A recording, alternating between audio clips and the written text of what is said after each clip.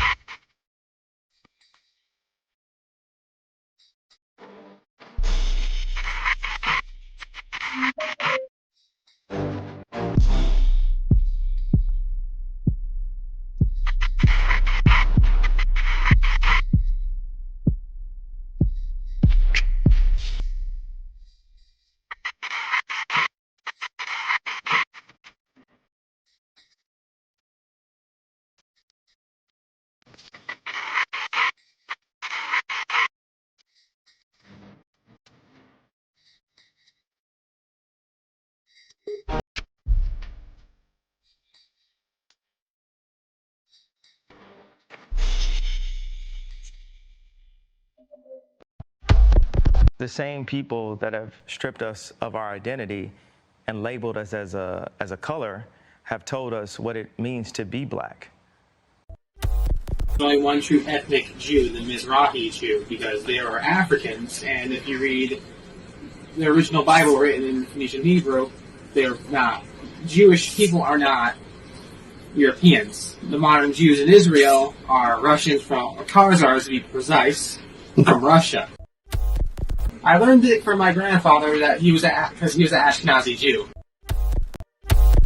The same people that have stripped us of our identity and labeled us as a color have told us what it means to be black. The white man is enacting a story all over the world. We left our homes and flooded the world. We smothered culture. We smothered knowledge. We erased history and rewrote it our way. Myself, my grandfather is 100% Ashkenazi Jewish. Claiming to be Jewish, Ashkenazi Jewish is just a conspiracy. White men claiming to be of tribes of Israel when I'm Germanic. You know, I have no ties to Israel, no ties to Judaism. You know, except loosely written history that's been whitewashed over for centuries, and you know, it's from the Renaissance. Oh yeah, right. You wipe everything clean. It's funny how exactly the Renaissance. It's this rebirth, but it's white rebirth. I think at the same exact time that Renaissance is happening, Columbus is sailing to America and committing genocide. The same people that have stripped us of our identity and labeled us as a color have told us what it means to be black. You know what you are? You're an ancient Israelite. Ancient Israel, that's who we are. That's who we are. So if you give me time, if you give me time, already said, I know. We don't have so many years. I know. Look at this. This is pages and pages of notes. And I promise we'll give more teaching. But here is my challenge to you. All right. I'm hearing some of your traditions. It's like the days of the Bible. Yes. Do you want to remain ancient Israelites or you want to be Jews? Do you want to remain ancient Israelites or you want to be Jews? I'm hearing some of your traditions. It's like the days of the Bible. Yes. Do you want to remain ancient Israelites or you want to be Jews? That is the question I have for you. Thank you. I'll answer that question. Go ahead, I will help you. After the demise of Solomon, we now have the northern and southern kingdom of Israel. Yes. So when we talk about Jews, Jews are Israelites, but all Israelites are not Jews. The 10 tribes that got lost are not Jews. They were Israelites. Jews are Israelites, but all Israelites are not Jews. The 10 tribes that got lost are not Jews. They were Israelites. Jews are Israelites, but all Israelites are not Jews. The 10 tribes that got lost are not Jews. They were Israelites. So when we talk about Jews, Jews are Israelites, but all Israelites are not Jews. The 10 tribes that got lost are not Jews. They were Israelites. Well, it's depending. So minority cannot swallow the majority.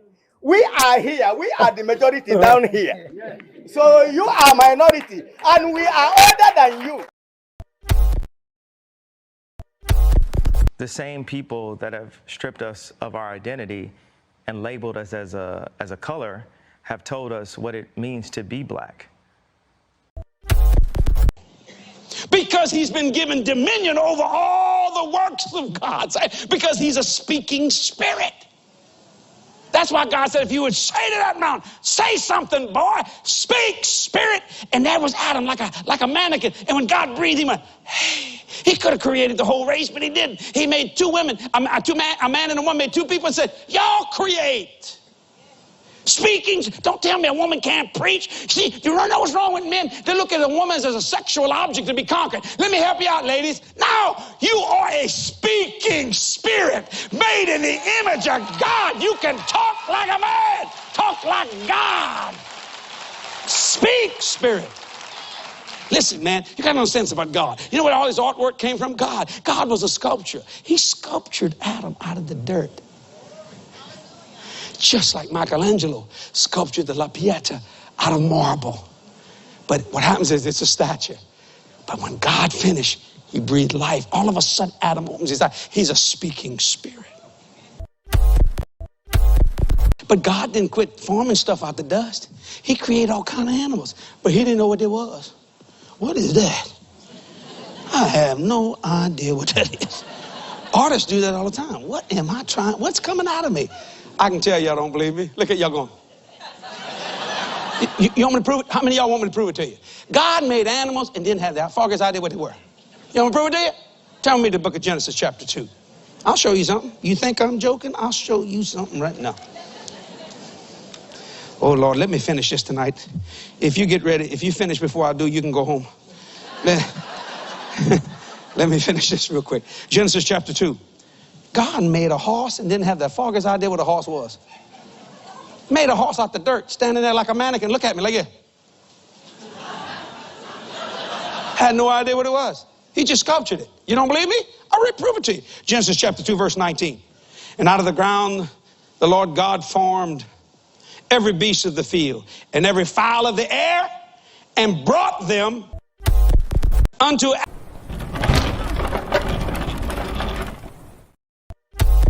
The same people that have stripped us of our identity and labeled us as a color have told us what it means to be black. Milamed, it teaches us that Adam not only named the animals, but he dated all the animals. But he was not able to be at peace with any of them until finally Chava was created. Hashem didn't have a problem with that? I mean, dated means, I'm trying to use a nice word. What does dated means? What do you mean by dated? Dated means he took her out to La Pisgah. Dated. They went out to the Chosan. They had a little, Monte. Relationship? Not relationship, just let's keep it rated PG. We're going to keep it rated. We're going to keep it rated PG for the G for grandmas for this discussion. But that's what he did. It says he went out with the animals. The same people that have stripped us of our identity and labeled us as a color have told us what it means to be black. Finally, Wells comes face to face with the man he's been searching for. A new portrait of the common ancestor of every man today. Adam.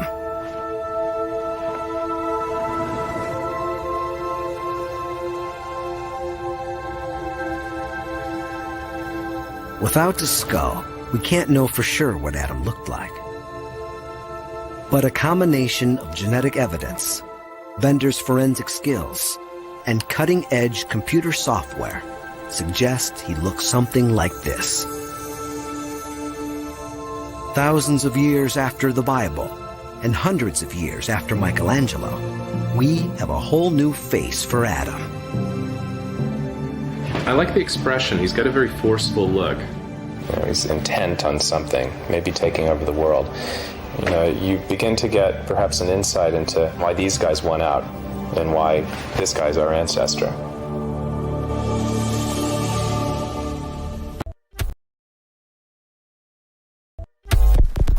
Genesis chapter 11 verse 10 explains the genealogy of Shem. Shem was a black man in Africa. If you repeat this fact, they can't laugh at you. If you repeat this fact, they can't laugh at you. If you repeat this fact, they can't laugh at you.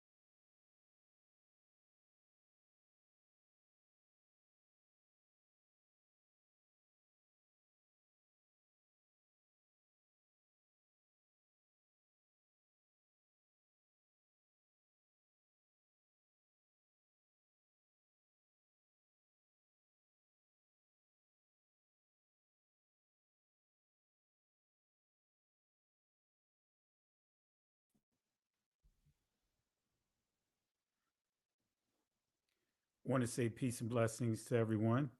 Want to say Shalom Lach, Mash Pakha. Hope is all is well with you guys. I know I said I wasn't going to go live until this weekend, but you know what? I'm going to go live. I got a lot to say. I've been locked down. If you guys can hear me, type 1. If you cannot hear me, type 2. Don't want to go too far. Let me make sure. Wrong one. Let me make sure my audio is correct.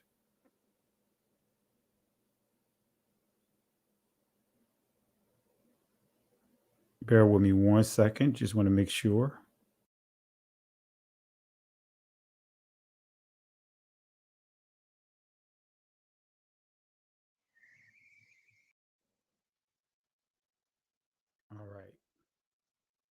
All right. Just wanted to make sure my audio was correct because sometimes, YouTube has done some weird things with my audio.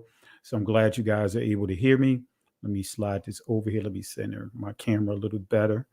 All right. So, we got a lot to cover. We're going to do part 2. This is episode 2 of creating the atmosphere of change.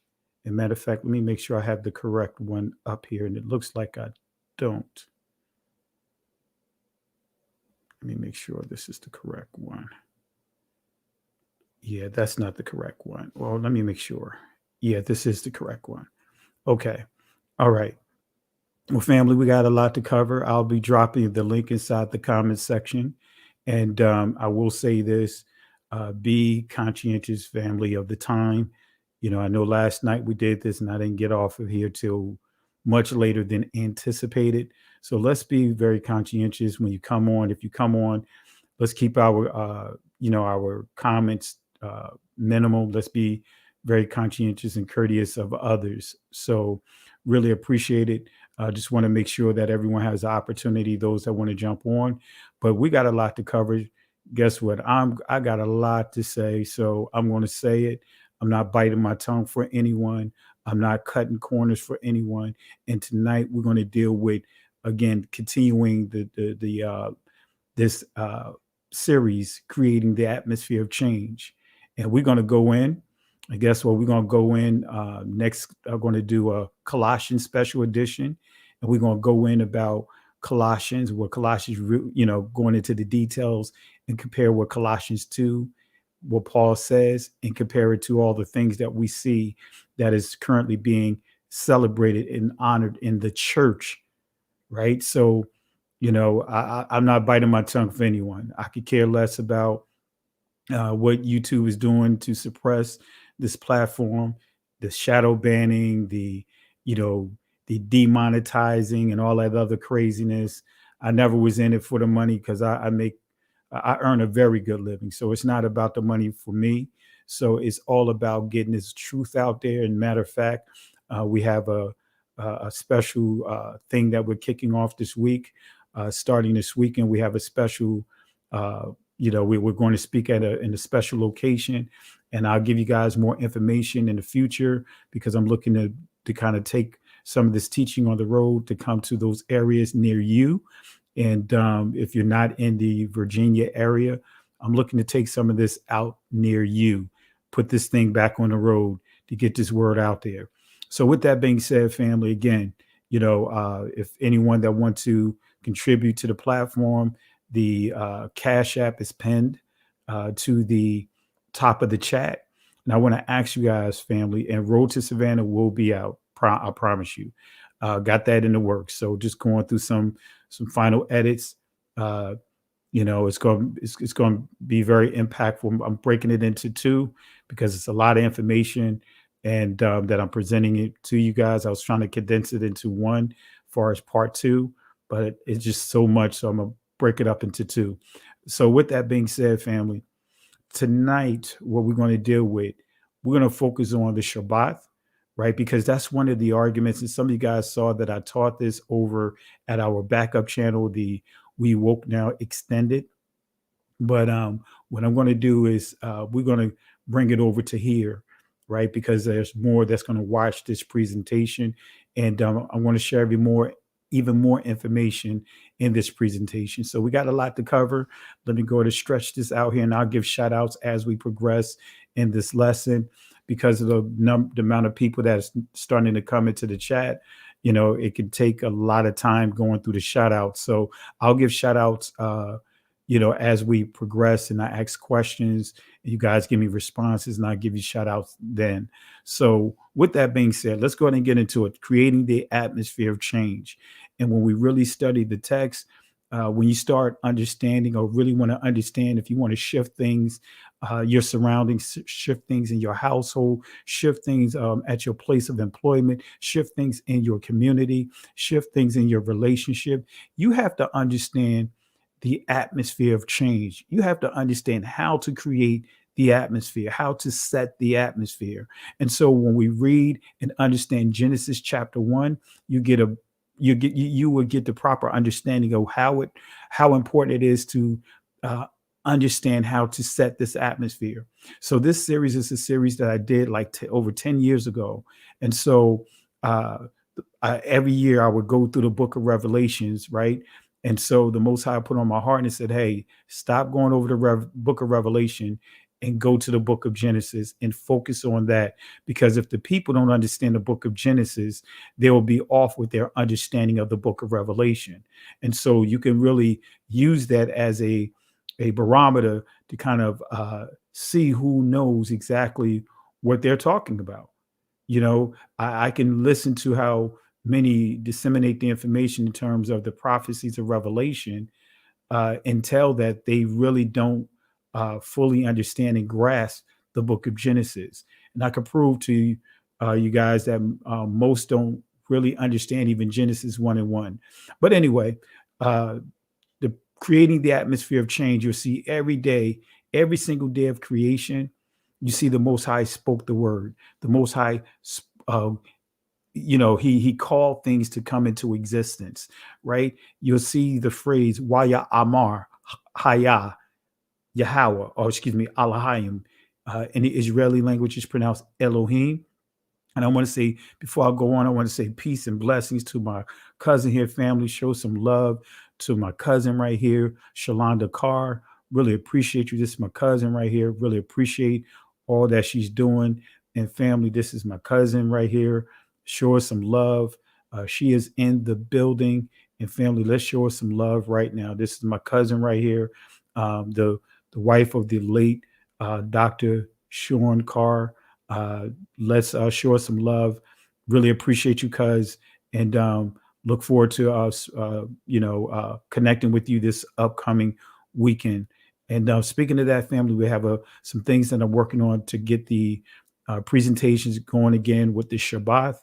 We're updating our video boards and all that other stuff, so that way we can really give a better presentation in terms of visually with our cameras. We had professional cameras, but we needed a video mixing board, which we purchased. Now waiting for another piece to come through, so that way we can streamline the Shabbat services, but at a high quality. Don't want to use a cell phone and all that. We have equipment that's very high quality that will give us a better presentation, and it'll be helpful for you guys as well. All right. But appreciate you, cuz. Love you. And tell the family I said hi, and look forward to speaking with everyone this weekend. Love you, cuz. All right. So family, let's go ahead and get into the lesson. And I purposely shared that extensive, or should I say that extended intro, allowing you to hear what some within the church, for example, Jesse Duplantis, what he says about the creation process, about Adam, what the rabbis say about Adam, and committing bestiality, dating animals, and all that other crazy stuff.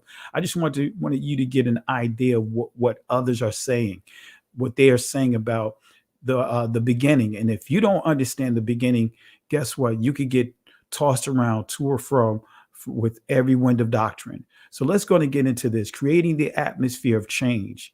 But we're going to focus on tonight, keep the Shabbath holy. Keep the Shabbath holy, right? We're going to knock down a lot of poor teachings that have been circulating with Christian philosophies, which is, called theologies, theology, theos, God, ology, study of God. We're going to get into that, and we really have a lot of information we're going to share tonight. But let's go ahead and get into it. Let's start with Genesis chapter 2, verse 2 and 3. And when you understand, right, again, the Bible, the way that it's put together, right, the way that it's canonized, right, just starting with the chapters and verses, right? Prior to the 12th century, there was no chapter and verses. So in the 12th century, chapters were inserted, right? So that way it makes it easier for the readers to be able to bookmark and go back to certain areas of the text. And then the 15th century is when verses were added. And again, there was no systematic process that they went through to insert this system, right? So this is why you'll see, for example, this is a perfect example. Genesis chapter 2, verse 2 and 1 through 3 is a continuation of chapter 1. And you'll see this a lot in the scriptures, that when you go to the beginning of the chapter, you actually have to go to the previous chapter, and sometimes the previous 2 or 3 chapters, to get an understanding of exactly what that current chapter you're reading from, the context of it, right? So that's what we see here. This is the continuation of what you see in chapter 1, the 7 days of creation, right? So now we're concluding the creation process with Genesis chapter 2, verse 2 and 3. Now we're dealing with the 7th day of creation. Last night we dealt with the 6th day of creation, the creation of man. So tonight we're going to deal with the 7th day. But I want to make it clear, the Most High did not do any work. But let's get into it, right? This is how it reads. This is actually, I'll just read verse 1 along with the passages. It says, "Thus the heavens and the earth were finished, and all the host of them."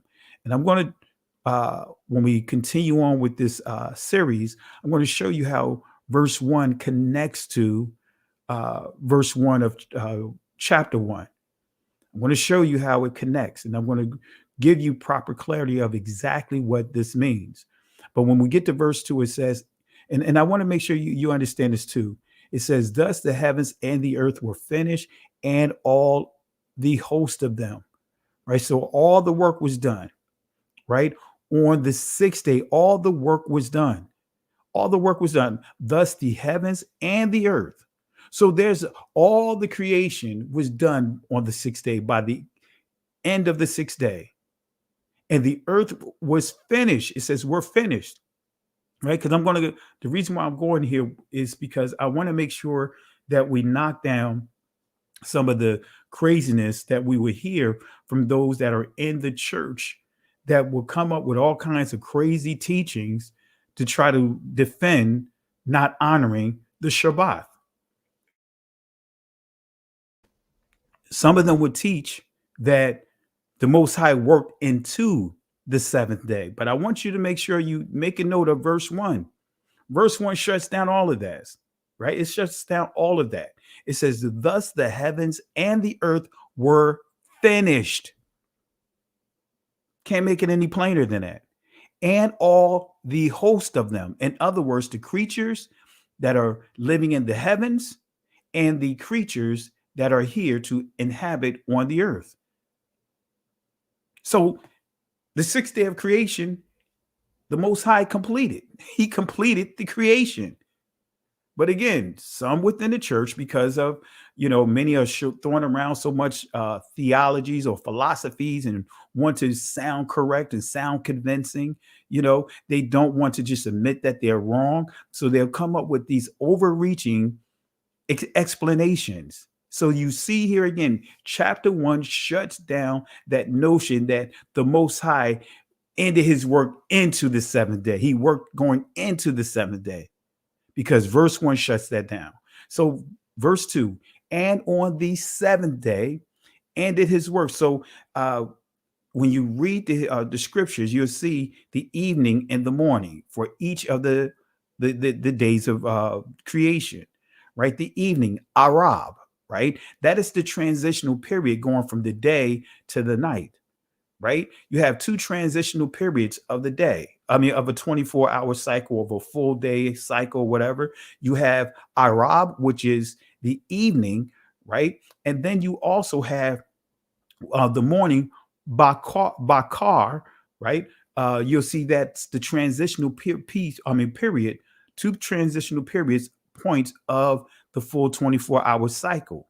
So in this full 24-hour cycle, you'll see, the kind of like that's where you see the sunset, but it's still like in the night, transitioning to the night, right? You'll see that it's still sunlight out, but you see that there's a sunset that's taking place.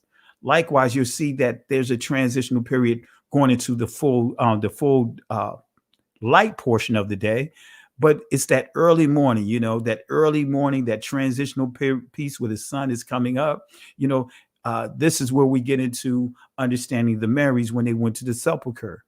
The scripture does not say that Christ rose on the sixth, on the first day of the week. It says the Marys went to the temple or went to the sepulcher, and Christ was already gone. So I'm not trying to get too deep into that, but look at the series or go over the series that I did about he rose, but what day, and I go into the details of recreating the first Hebrew calendar, giving clarity what a week is, giving clarity what a day is, giving clarity what a 24-hour cycle is, giving clarity with Christ's own words, what he truly meant about the 3 days and 3 nights. All right. So going back here, it says, and on the seventh day, Elohim ended his work. In other words, moment that evening hit, right? That transitioning into the seventh day, moment that evening hit, Arab, right? Which generally 6 p.m., right? Moment that evening hit, he ended his work. He did not work going into the seventh day, which he had made, and he rested. So soon as that transition hit of going from the day right? That sixth day going into the seventh day. Soon as that Arab hit, the Most High ceased. It says he ended his work. So by the time he ceased and ended his work, the heavens, the earth were finished, and all the host of them, which he had made, and he rested. Sha-bath. Now, I want to make this clear because many, right? I was going to put a clip here. I didn't have time time to do that. There's a guy by the name of Pastor C. Craig Lewis, or whatever his name is. He was mocking Hebrews for saying Shabbath. For some reason, he thought that the word Shabbath is not a actual Hebrew word that and actually he was attacking the camps, going at the camps, believing that they made up this word because he was like, "What is Shabbath? What is Shabbath?"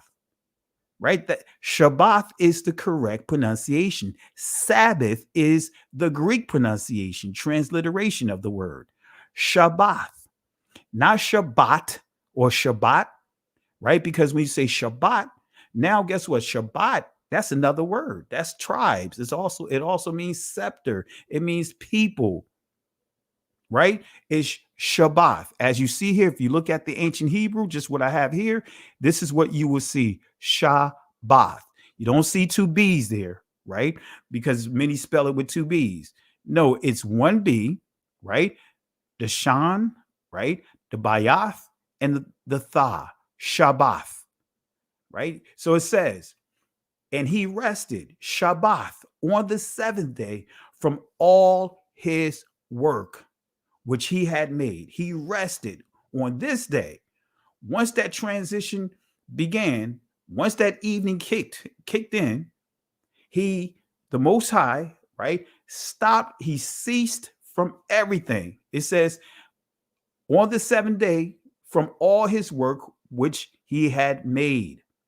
Right. So again, Allah blessed the seventh day. Let's see what it says. Right. So when we understand Hebrew, and this is why you have to be careful, family. This is where it's imperative for you to really study these words, because just because you see the word bless, right, doesn't mean that it's the same Hebrew word that's transliterating to this word.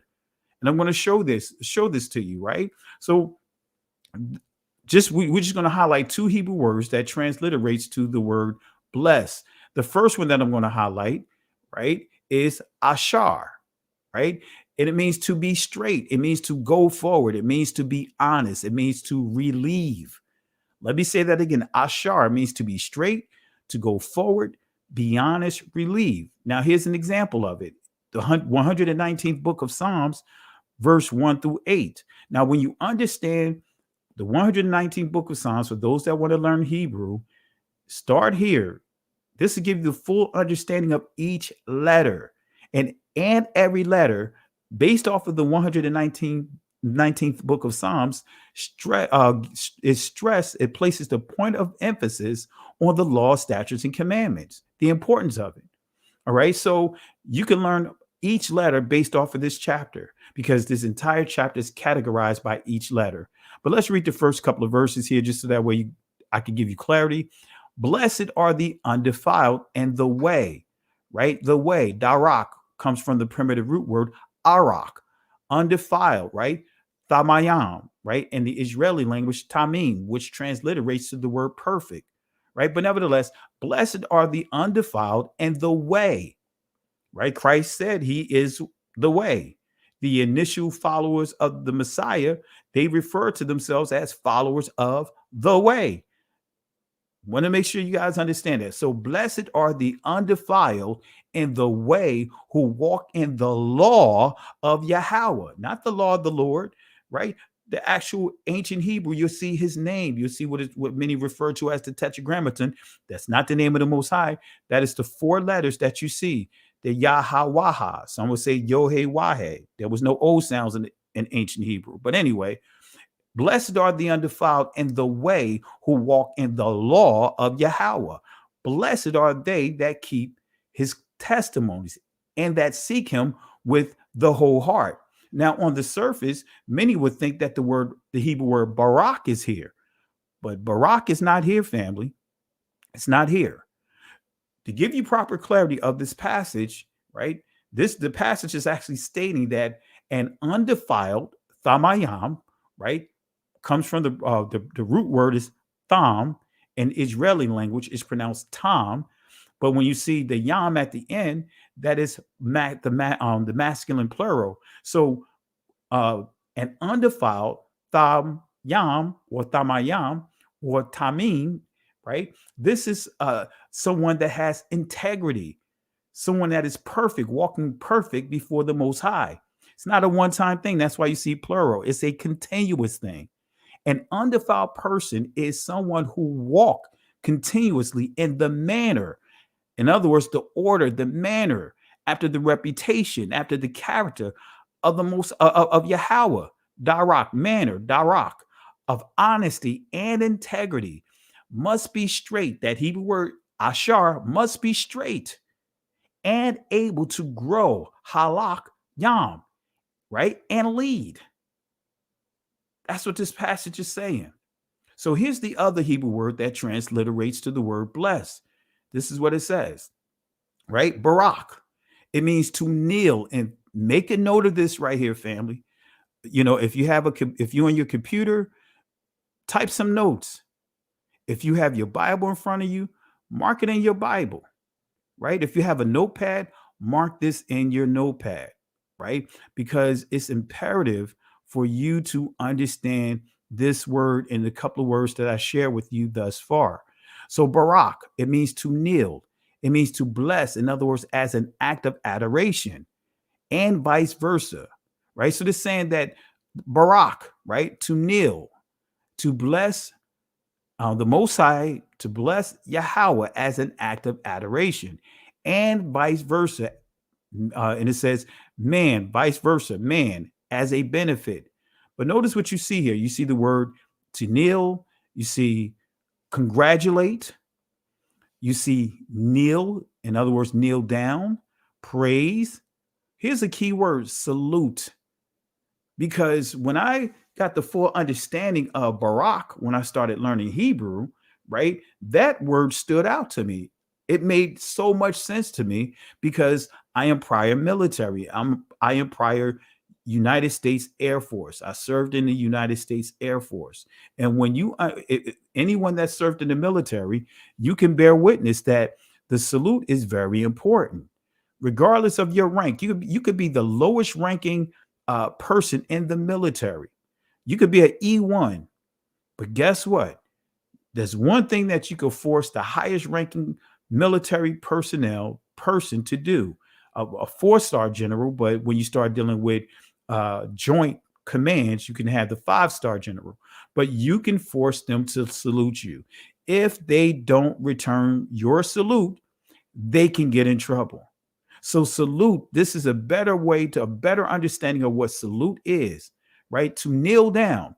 Because when you understand, when it says kneel down, think about in football, think about Kaepernick when he went down on one knee, right? This is how that's part of the salute, the ancient salute.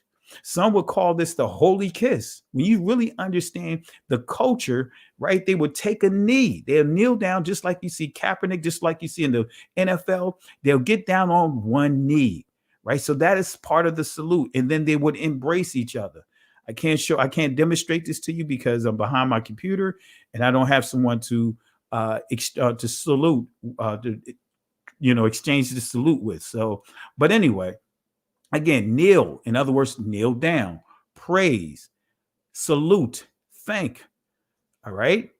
So these are some, kind of giving you more of an in-depth, a deeper understanding of the word Barak, right? Because it means to salute, it means to kneel down, right? So it says, and also to congratulate, because in the military, when someone is congratulating you, guess what? Whether it's getting a new rank, whether it's getting an achievement award, whatever the case may be, a medal, guess what? They salute you. Your commanding officer or whoever's presenting you with that award, they give you a salute. And you are responsible to give that salute back to that, return the salute back to whoever's presenting you with that award, right? So Barak, right? The first letter, this is the Bayath in the Israeli language is pronounced Beth, right? This letter means household, right? It means bloodline. So household, family, bloodline. And guess what? It's very important, right? That salute will cover your household. That salute will bring peace to your household. So the first letter, Bayath, pronounced Ba, it means house, family, bloodline.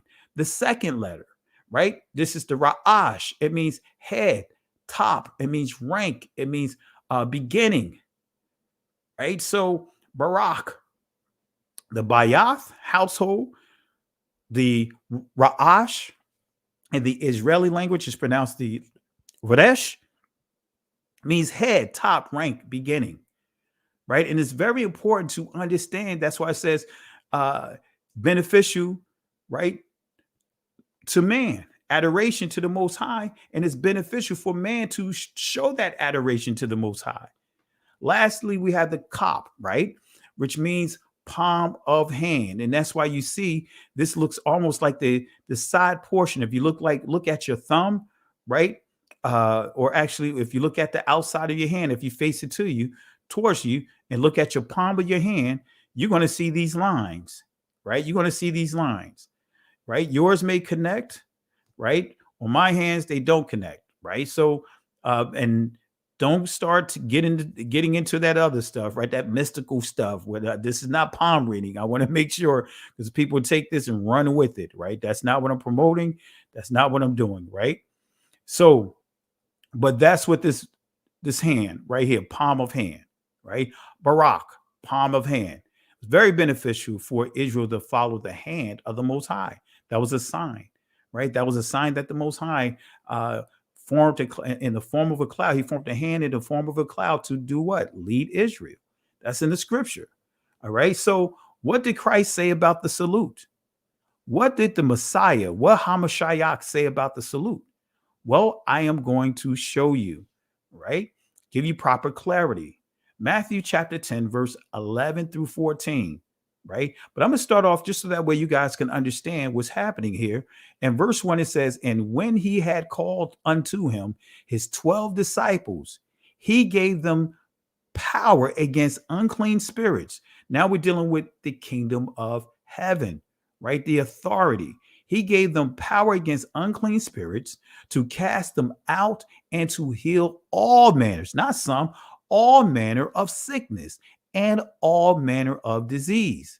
And so these are the disciples here that you see here that they're highlighting. And he made it clear for them not to go anywhere but to Israel, right? It says here, the 12 was sent forth, commanded them, right? The 12 Yahweh sent forth and commanded them, saying, go not into the way of the Gentiles, and in any city of the Samaritans enter you not, but rather go to the lost sheep of the house of Israel.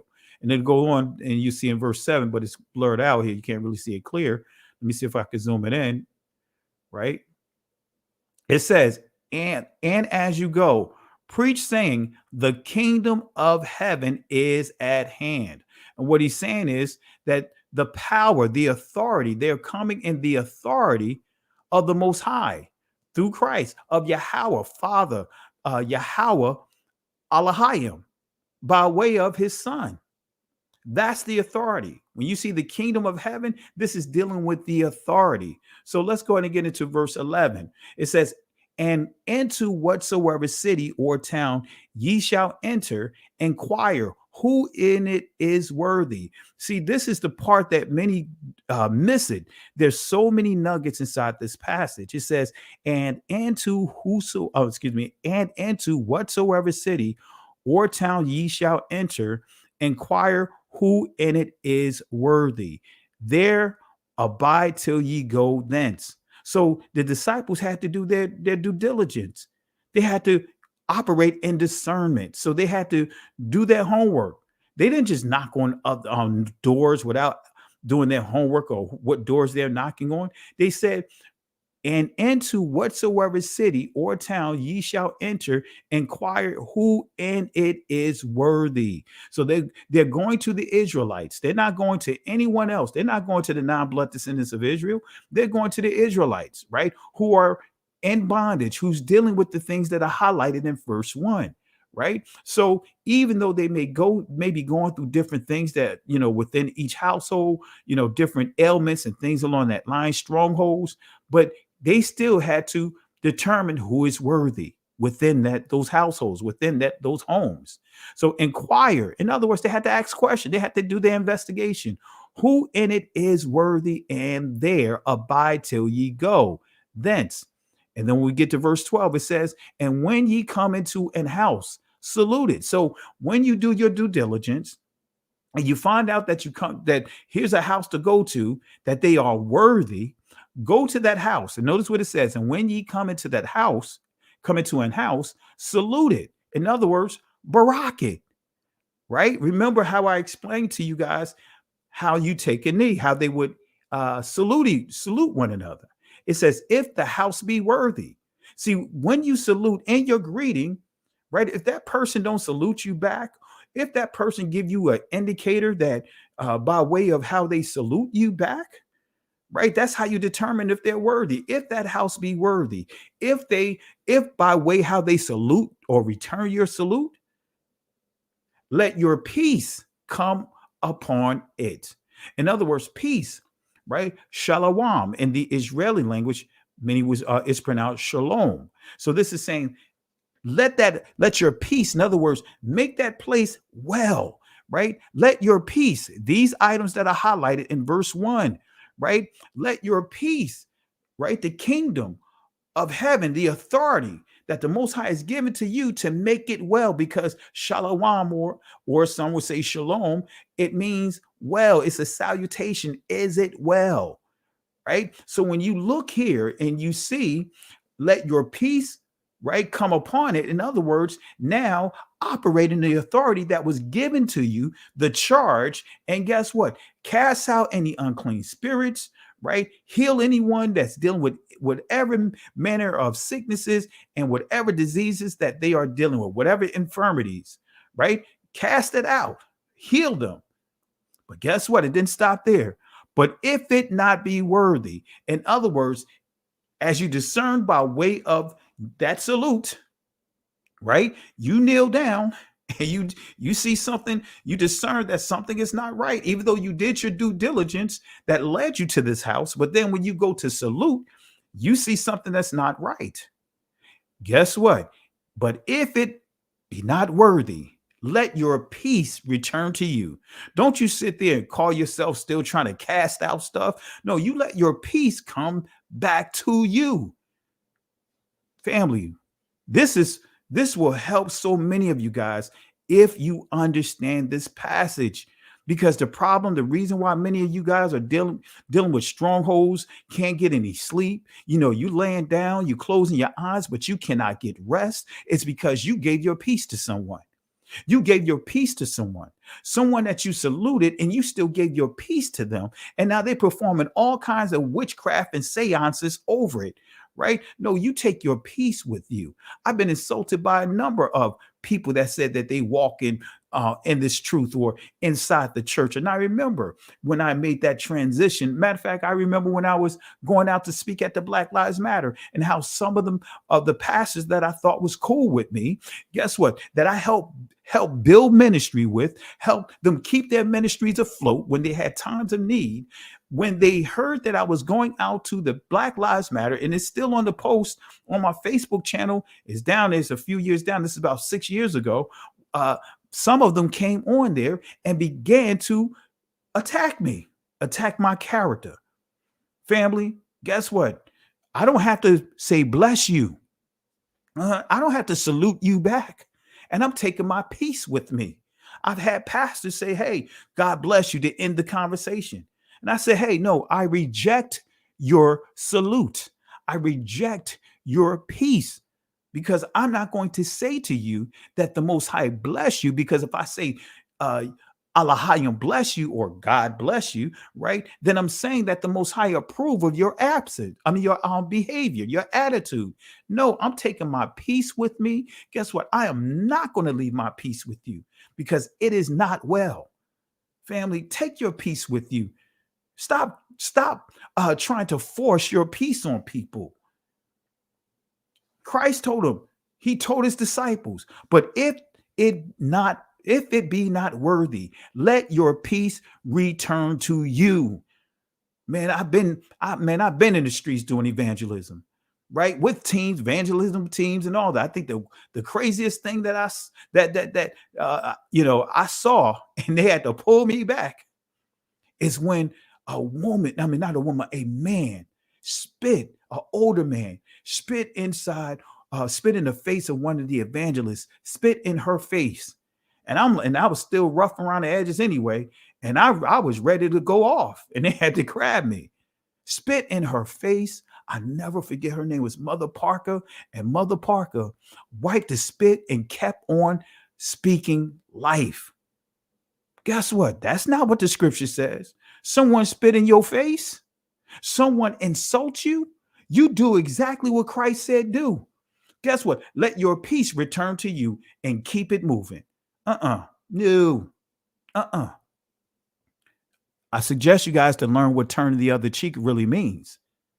Because if Christ told his disciples to arm themselves with a sword, that alone should give you proper clarity of what turn the other cheek means. Because if he meant that, hey, if somebody slap you in the face, turn to the other cheek and let them slap you there, then why did he have them have swords? Why did he tell them to arm themselves? That's a whole nother discussion. So again, if the house be worthy, let your peace come upon it. But if it be not worthy, let your peace return to you. And it didn't stop there. It goes on to say in verse 14, and whosoever shall not receive you, right? Who shall not receive you, nor hear your words. In other words, they don't want to receive you, right? They already going back here, right? If it not be worthy, but this now we get into the detail. But if it be not worthy, let your peace return to you. But it didn't stop there. Now it's getting to the meat and potatoes. And whosoever shall not receive you, nor hear your words, receive you, nor hear your words, when ye depart out of that house or city, shake the dust off, right? Shake the dust off your feet. Why? Because when you in the position of taking a knee to give that hug to that brother or that sister, whoever is the ruler, or should I say the superintendent of that house, in most cases, it was the man. So when you come to that house, that's the person you're going to salute. Man going to salute that man who is the superintendent of that house, right? That's the biblical family right there, husband, wife. It was uncommon. It was not a common thing to see a household that just was simply led by a woman. If the husband wasn't there, guess what? There's other men in place that's an authoritative figure that's covering that household. But nevertheless, it says, and whosoever shall not receive you, nor hear, right? The Hebrew word, hear, shama'ai, which means listen with intelligence. Nor hear, listen with intelligence, your words. When ye depart of that house or city, shake the dust off your feet. And guess what? Keep it moving, right? Shake the dust off your feet. And notice what it says here. It says, no, I'll stop right there. But nevertheless, shake the dust off your feet. And here, right? Again, this is tying right into it. This is connecting right into it, what I just covered, right? You return your peace. You return your salute. You don't leave it with that place. Let your peace return unto you. Shake off that dust. Keep it moving, right? Take your peace. Take that authority to the next house. And if they receive you, guess what? Don't bring the past experience, the previous experience over to that house. Yeah, well, when I was at your neighbor's house, man, this is how they treated me. No, the Most High said, no, don't do that. That's how rumors, that's how, gossip and all that other stuff spread. No, whatever experience you happen at that previous house, leave it there. And the house that do receive you, bless it, salute it, and then leave that house in peace. By doing what? Operating in the authority that was given to you to cast out unclean spirits, to heal all manner of sickness and all manner of disease. So bless, barak, in Hebrew means to kneel down. In the Greek, salute, right? Notice here, you're gonna pull it together, right? To enfold in the arms. So to kneel down, and look at what you see here, to enfold in the arms. That right there gives you the full picture of what I just pointed out, taking a knee and embracing, right? So on the seventh day, I just want to give you a little history on that. On the seventh day, Yahweh knelt down. He knelt down to show his love and respect for his creation by presenting his ordained rest, right? So when we go back to the Genesis chapter 2 again, Elohim blessed Barak the seventh day, and he sanctified it. Not only did he salute his creation, give the Shabbat is a salute. The Most High is saluting his creation by presenting this Shabbat with them, to his creation, and man being the having dominion over all the creatures of this earth, right? Elohim blessed the seventh day, and he sanctified it. In other words, Quadash, that's the Hebrew word Quadash that transliterates to sanctify. Notice you see here Quadash. It means clean. It means consecrate. It means dedicate. It means keep, proclaim, purify, sanctify, right? So that's what Quadash means. Dedicate, keep, consecrate, proclaim, purify, sanctify, right? So he didn't stop there. So not only did Yahweh kneel down to show his love, his respect for his creation by presenting us the seventh day, which he also consecrated and he ordained it. So the Hebrew definition of the word Shabbat, this is what it means. Right? Notice what it says, Sha-bath. And I know some of you guys probably wonder, hey, look, Pastor, he only put one B. He put a Sha, put a dash, bath. Right? That's the proper spelling of it. Because there's no two B's here. It's not Sha-bath. Shabba. You know what I mean? Make me think of Shabba, right? Anyway. But Sha-bath, right? That's why I put the hyphen or the dash in between, right? Just so that way you understand the proper pronunciation of it. So it means desist. It means cease. But here's the kicker: celebrate. So not only does this day represents a day of rest, but it's also a day of celebration. Celebrating who? The Father, for what he has done and how he's been blessing us. We see here keep. In other words, Shabbath, keep. The Hebrew word keep is shamar, which means execute. That's the key. When you think about, for example, when you go back to Genesis chapter 2, when Adam was given the charge of dressing and keeping, right? Abadah or abad, right? Abadah comes from the primitive root word abad. That's where you see till or you see cultivate, right? And then you see dress, right? That's the other word you see. That's it transliterates to. But then when you see the word keep, shamar means also execute.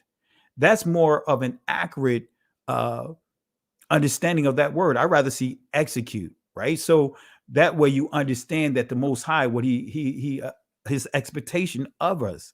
So keep, in other words, the Shabbath, rest, still. In other words, you're not doing anything as far as in terms of working, right? You're not doing anything to try to generate income. That's what you do from the first day of the week all the way to the sixth day of the week.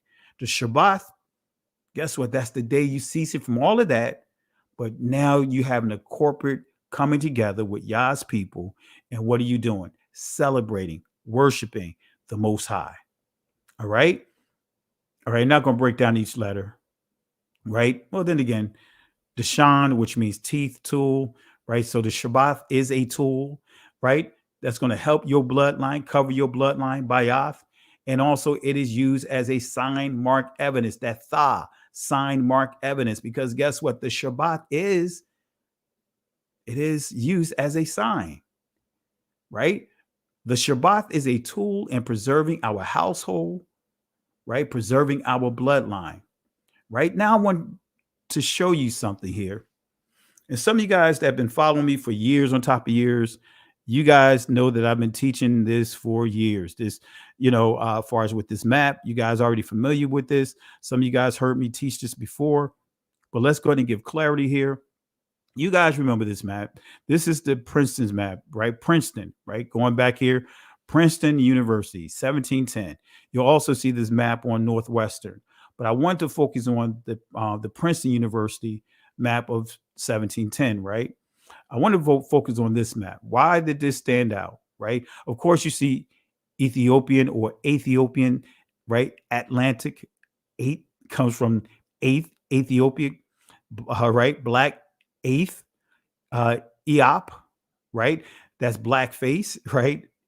Black, Eop, right? Right? Eth, black, Eop, that's face, right? So this right here telling you, just giving you so much information to unpack just in these words here alone. But anyway, we see Negro land.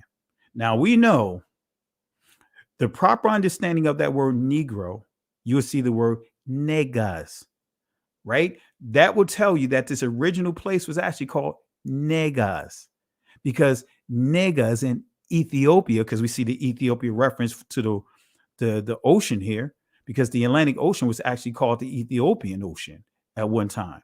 But notice what you see here. It says Ethiopian, right? So of course you see Ethiopia here. So guess what? This would not have been called Negro. This would have been called Negas. Let me say that again. Negus. It would have been pronounced Negas. Sit down, nigga. Right? Not Negro, but Negas. Negus. Nigger. Right? Negas. Nigga. Right? Could you use it in a sentence? Real nigga roll call. Niggas bleed. Jigga my nigga. Niggas for life. Real niggas don't die. Shame on a nigga. Suck a nigga. Ain't no nigga. Ain't no nigga. Ain't no nigga. Strong's G 3526. Niger. Niger. Strong's G 3526. Niger. Niger. All right. So now you're getting clarity. It's not Negro land, right? It's Negas, right? Negas, Negus. Because we see the Ethiopian reference here. We see Ethiopian reference here. But why all of a sudden we see Negro? No, it's Negas. It was an honorable term, but it was flipped, right? By how we were colonized, Negus. That's why you see, you can look up the spelling bee of this boy here. This is one of the things that YouTube was doing. Some of the crazy things that they were doing on my channel. I have the video posted here. It's like a 3-minute video, a short clip about this boy right here that I'm going to share. And they said that video contained nudity, said pertained pornography, and I lost my appeal. And it was a spelling bee. Come on, family. Right? Notice this here. Notice this here. Negus. And would you say the word loudly for the judges? Nigga. Negus. One more time. Nigger. Negus. Negus. Nigga. Negus. So he was challenged to spell the word negus, Negus, negas. And the Hebrew is nagid or nagad. And it means, as you see, it means Lord. It means king. It's an honorable term. The full term in the Amharic or the Ge'ez, you'll see negas or negas, nagaste, or in the ancient Ga'az, because it didn't have all those vowel movements, but the single vowel ah, it'd be nagas, nagaste, or nagasta, which means King of Kings, Lord of Lords, which means that the Messiah was the head Negro or negas rather in charge. Negro is interchangeable with Niger, and Niger. All of those come from an Niger, which ultimately is Negus, right? Niggas. All of those things are interchangeable. All right. So with that being said, I don't want to spend too much time on that. But with that being said, Negro land is actually niggas, right? That's the actual pronunciation of the proper understanding. Niggas land, the land of the niggas, right? Right? I'll say it again, the land of the Strong's G 3526. Niger. Niger. Strong's G 3526. Niger. Niger. All right. Want to make sure you guys hear with your own ears. All right. So, Negro land. All right. You guys done heard of this, right? Niggas land, right? But this is not really what caught my attention about this particular map. I'll show you. This is what caught my attention. The writing on this map, because when I saw it on Northwestern, it didn't have this writing here, right? And this is written in what is called Old English, right? So this is what it actually says, right? And I can zoom this in so that way you can see it, but I'm going to do my thing here. So this is what you can actually see here. I am credibly informed that a country about 100 leagues north of the coast of Guinea is inhabited by white men, or at least a different kind of people from the blacks, who wear clothes and have a use of letters, make silk, and that some of them keep the Christian Sha-bath. See, there's so much that's loaded in here. You see Weta, I'm not getting into all of that. You guys know Judah. You'll see some of the other Israel names, when you start going into some of these names here and you look at different maps, but I'm not getting into all of that. All right. So I want to focus on this here. When I saw this here, and as I constantly do my research and study, right, I'm going to show you that what this actually means, because it says inhabited by white men. And I was like, wait a minute, so they saying white people came across another group of white people and they wear clothes. They know how to write, because the way they viewed our people was being barbarians, uncivilized, uneducated. That's how they viewed our community. So when you see the word heathen, in most cases, it's referring to our community. When you see the word pagan, it's referred to the Romans, the Greeks, those that they deemed to have civilized communities. All right. So again, that's what this says here. I just enlarged it, made it simple for it to be readable to those that are watching. Again, it says, I am credibly informed that a country about 100 leagues north of the coast of Guinea is inhabited by white men, or at least a different kind of people from the blacks, who wear clothes and have a use of letters, make silk, and that some of them keep the Christian Sha-bath. And like I said, this is very suspect, especially when I saw Christian Sha-bath. And then when I see inhabited, like white people, white explorers, they discovered a group of white men per se, and they were surprised from their perspective that they wore clothes. That didn't make sense. But we're going to answer that question from a source I'm getting ready to play. I mean, not play, but show. So remember what I said about the word pagan. Pagan, and I want y'all guys to pay attention to this portion of the etymology of this word. It says pagan, right? Pagan and heathen are primarily the same meaning, right? But notice what it says. But pagan is sometimes distinctly applied to those nations that, although worshiping false gods, are more cultivated, as the Greeks and Romans, and heathen to uncivilized idolaters, as the tribes of Africa. So go back and look into your Bible. When you see heathen, what country are they referring to as heathen, especially when you read what they call the Old Testament? That'll also give you a little breadcrumb that you're referring to melanated people with that word heathen, because most cases, they did not use the word heathen and applied it to the Romans and applied it to the Greeks, applied it to Caucasian nations, so to speak. They refer to them as pagan worshipers. Because again, as you see here, right?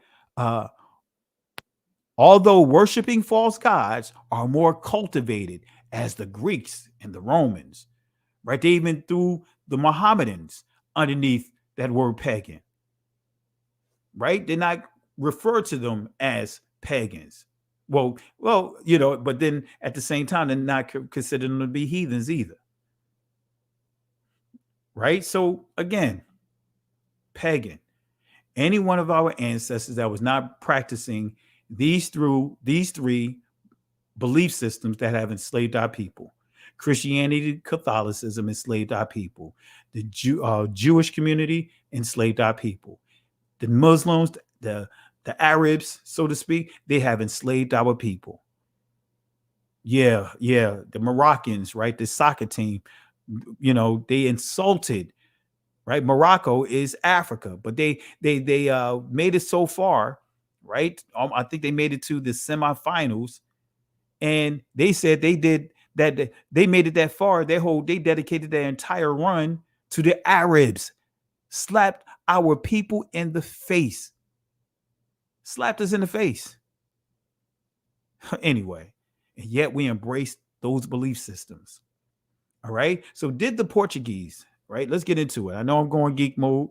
I know I'm taking my time with this, but we want to pick up the pace a little bit. All right. Did the Portuguese discover a different kind of white man who actually wore clothes and can write?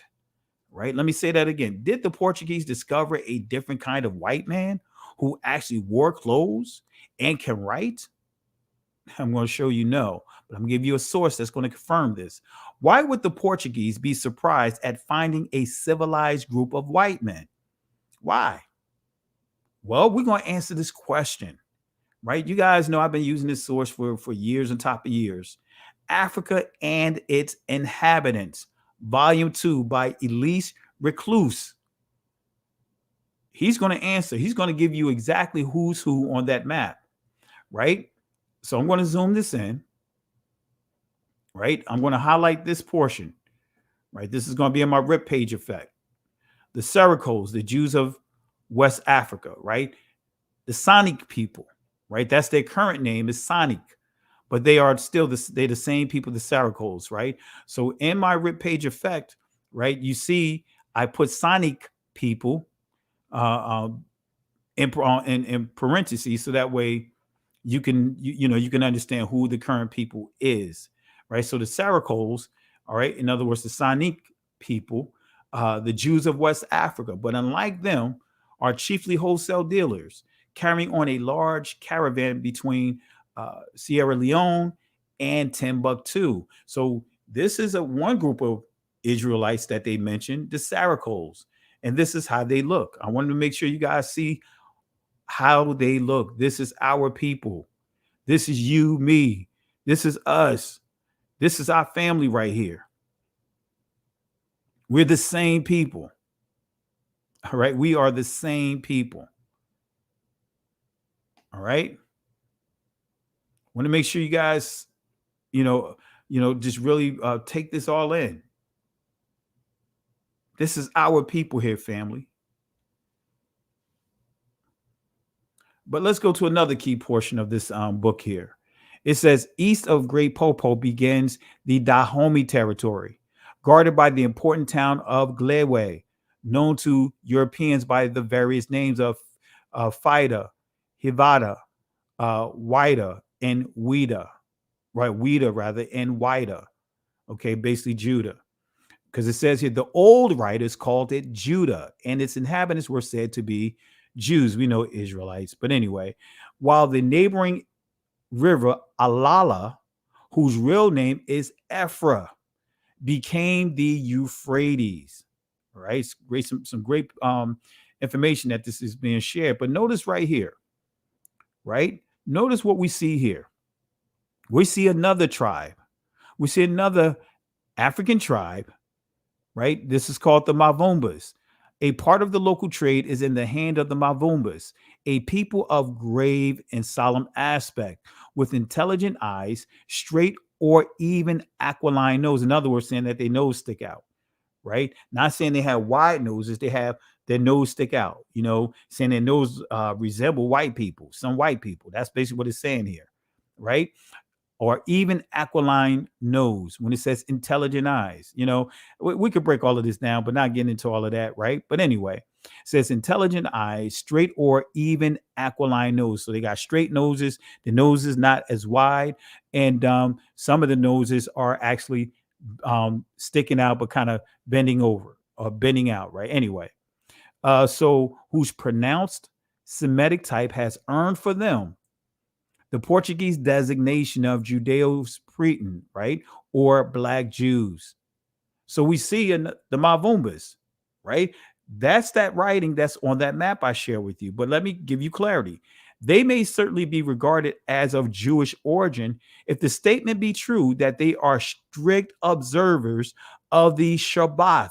This is not saying anything about a Sunday, because when they say Christian Sabbath, that's on that map, they're referring to Sunday. Let's go back to this map here so you guys can see. Let's go back to this map. Right? Right? This is what they're saying. This makes absolutely no sense. Let's zoom in again. Christian, right? Makes so that some of them keep the Christian Shabbat. Come on, family. Come on, family. We just gave clarity exactly what this meant. That's why I don't like the writing on this map. It's very deceptive. It's very misleading. No, they were not practicing Christianity, right? They were not practicing Christianity or Catholicism. That was something that was brought to them.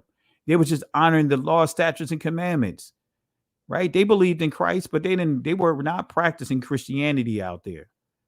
Okay, so let's bring it back here. Let's go back to that source. Let's go back to the source here, right? You see, Christian Sabbath that should not be, because we get confirmation here. And notice what it says again. It says the Mavumbas, right, in that area, the area that we highlighted on that map, it says that, hey, whose pronounced Semitic type has earned for them the Portuguese designation of Judeo-Spretan or Black Jews that may certainly be regarded as of Jewish origin if the statement be true that they are strict observers of the Shabbath, abstaining even from all conversations on that day. See, on the Shabbat, they're not even dealing with frivolous conversations. They doing all the things according to Torah, but then they're not indulging in conversations.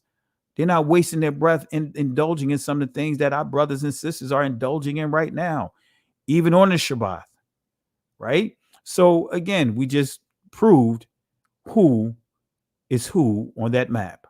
So the Mavumbas is documented that they honored the Shabbat, right? Before they got colonized with Christianity. They were honoring the Shabbat. So are the non-blood descendants of Israel required to keep the Shabbat?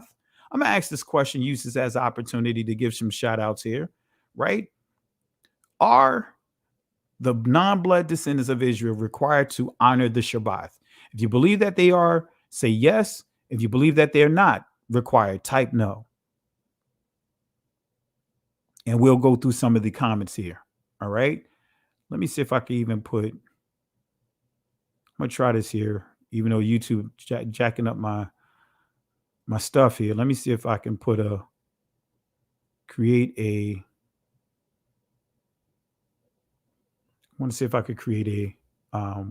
a survey.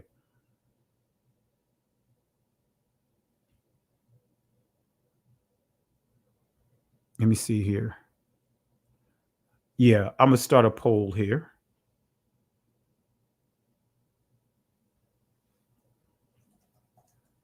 And you guys can vote.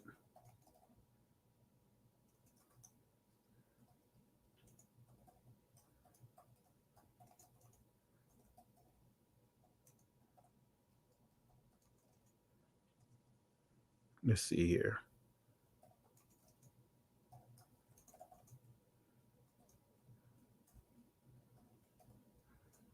All right. All right. So I'll put a survey here. I'll put a poll here for you guys to answer. All right. All right. So let's take a vote here. And I'm going to read some of your comments here while you guys are voting, and we'll see the final results here. All right. Let's go back here. Let's take a look at some of the comments, some of the responses here. Let's see here. Cindy Lou, she says no, right? And we're going to give clarity. I'm going to answer this with scripture because many of us can default to what we were taught by way of the church when it comes to the Shabbath. But we're going to answer this with scripture. So Cindy Lou says no. Amiyah Yakita says no. All right, we're going to answer that question. Keisha Yah says yes. Ernest Higgs says yes. Alexandria Leggett says yes. My buddy Jay Highstyle, family, show some love to my buddy Jay Highstyle. He says yes. Ali Yah, Aliv Yah, excuse me. Israel, yes. Black to my roots, yes. Van P, yes. Aktria Phillips says no. Aken Jegna says yes. Who else do we have here? Malak Bat Yisrael. Oh, okay. She was responding to Jason. All right. Tice Rowland says yes. Right. Hershey Coco says yes, it's the law. Let's see, who else do we have here? All right. I think I got everyone, but let's see who else we see here. Someone says, let's see here.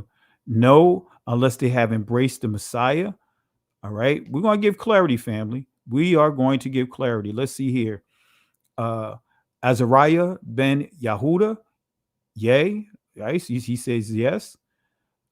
B. Smith says not sure, to be honest. Hey, it's all right to not know, because hey, it's there's some things I'm still getting clarity on. We don't know it all. So it's not, I really appreciate the transparency. If you are in him, yes. All right. No, unless they cleave to Israel. Could be wrong. All right. So we're gonna see a few more responses here. Greg's Speller, yes. Let's see here. Lamar Thorne, yes. My cousin Ruhaman, show some love for my cousin, yes. Base Reeves, yes. All right. Stacy Pullum, yes. Tone Ya, yes. All right. So for the most part, let's go back and look at this the survey here. I'm looking here. And so thank you guys for the participation. And so 78% of you guys says yes, while 22% of you guys say no. I want to let the poll stay open for a little while longer, and you guys could continue to vote for those that have not voted. All right, but let's go to continue. Let me answer this question. All right, because I got to answer this question. Let me answer this question. All right, let me take this down here. Let me answer this question with scripture. I'm not going to give you my feelings. I'm not going to give you what I think. I am going to give you scripture, right? This is Isaiah 56:6. And I'm going to tell you, some of the people in the church, they will spend this so much to try to make it as if they know what they're talking about. They'll say, hey, well, that was just for that time. Come on, family. Come on, family. When I hear comments and people give their opinions on this, it shows me, like Christ says, he asked the question numerous times, have you not read? In the words of John Henry Clark, he said, your words, the words that came out your mouth tells me what you have not read. And when you hear a lot of this stuff that the conclusions, the arguments, and the things that they are saying to answer these questions, these passages, it's clear that they have not really read the Bible, right? The scriptures, right? Now, notice what this says, verse 6. Also the sons of strangers, these are the non-blood descendants of Israel that join themselves to Yahweh, to serve him, to love the name. In other words, Hashem, the reputation, the character, the glory, to love the name, again, the reputation, the character, the reputation, the attributes of Yahweh, to be his servants, right? So here's the kicker. If you want to have a relationship with the Most High, because you can't say you're going to have a relationship with the Son and reject the Most High, because the Son did everything. He was sent by the Father. In John chapter 7, he made it clear the doctrine that he teaches not his own. He teaches the doctrine, the words, the law, statutes, and commandments of the Father. So also the sons of strangers that join themselves to Yahweh to serve him, to love the name, Ahab, Yasham, Ahab, Hasham. Let me say that again. Ahab, Hasham, Yahweh, to be his servants, everyone that what? Keepeth, in other words, execute, Shamar, Sha-bath, keepeth the Shabbath from polluting it, and take hold of my covenant. Wait a minute. When you understand this text, when you see Shabbat separated from covenant, this is dealing with the feast day. And this is when we see the covenant, we know the seventh day Shabbat is covered under those are the foundational commandments. Those are part of the 10 commandments. The covenant is the 10 commandments. So when we see this text here, it says the sons of strangers who want to serve Yahweh, who want to join and connect to Yahweh, to love the name, the reputation, want to experience, want to have the reputation of the Most High, Yahweh, to be his servant, Abadah, everyone. It didn't say some, it says everyone that keep the Shabbat, everyone, Kal, Akkad, that keep Shamar, the Shabbat, from polluting it, not Tazah, right?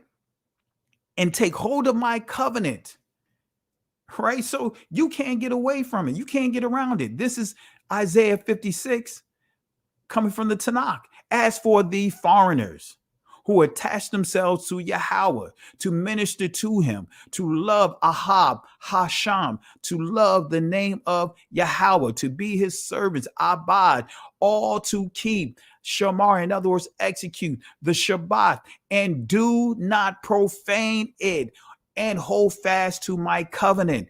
So we just answered the question, but we're not going to stop there. See, the non-blood descendants of Israel have made an assertive effort to profane the Shabbat. They completely ignored this text that I'm highlighting, and we see that many of the people today that's teaching that we don't have to honor the Shabbat, they are operating under this spirit that I'm getting ready to highlight. All right, so for those that are not familiar with this chapter, this is Isaiah chapter 56, verse 6. I'll type it in the comment section. All right. All right, so this is dealing with sons of strangers. Let me type it again.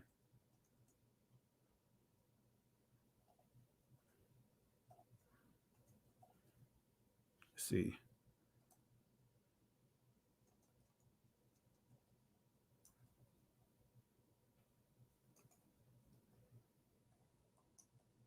I'm just making sure you guys have a note here.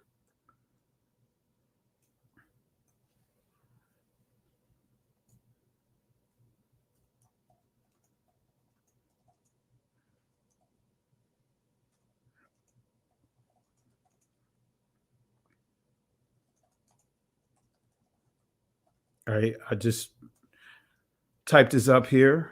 You guys could take that and you can make a note of this, because the Most High did not make two separate laws. The Most High always operated with everyone being one. When he gave the covenant to, handed it down to Abraham, everyone had to be circumcised. The blood descendants and even those that were non-blood descendants still had to be circumcised. Everyone within the household had to be circumcised. When we go to Exodus chapter 12, one law, right? For those that want to honor the Passover, for those that want to, honor the Passover, they had to be circumcised. One law. Come on, family. It's just that simple, right? But I'm going to continue here. Non-blood descendants of Israel have made assertive efforts to profane the Shabbat. Let's go to 1 Maccabees chapter 1, verse 43 through 46. And I'm going to show you that the church, Catholicism, and many of our brothers and sisters in this truth that are operating under this spirit of delusion, right? It's hard to break free from that spirit of misinformation. But let me prove it here. For the king has sent letters by messengers unto Jerusalem in the cities of Judah that they should follow the strange laws of the land. When it says strange laws, we're dealing with foreign laws, foreigners. We're dealing with sons of strangers. They should follow the strange laws of the land. Sound like what we're dealing with in many cases, this country we live in. But notice what it says here, verse 45, and forbid burnt offerings. In other words, those offerings that are for repenting and sacrifice and drink offerings, right? Think about drink offerings. Think about milking cookies for Santa, right? In the temple. And they should profane the Shabbat and festival. So profane the 7th-day Shabbat and profane the feast days and pollute the sanctuary, pollute the very place of worship of the Most High by, as Ezekiel chapter 8 talks about, bringing those images inside the temple. And notice the last portion of it. And also do what?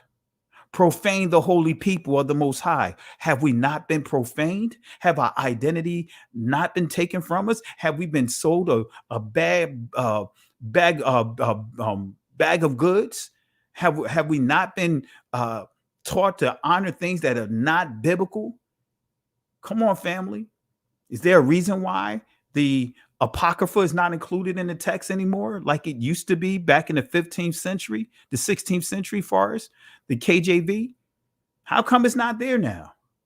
Why? Because if you read this is going to undo the agenda of the Christianity and Catholicism, the Christian Catholic Church.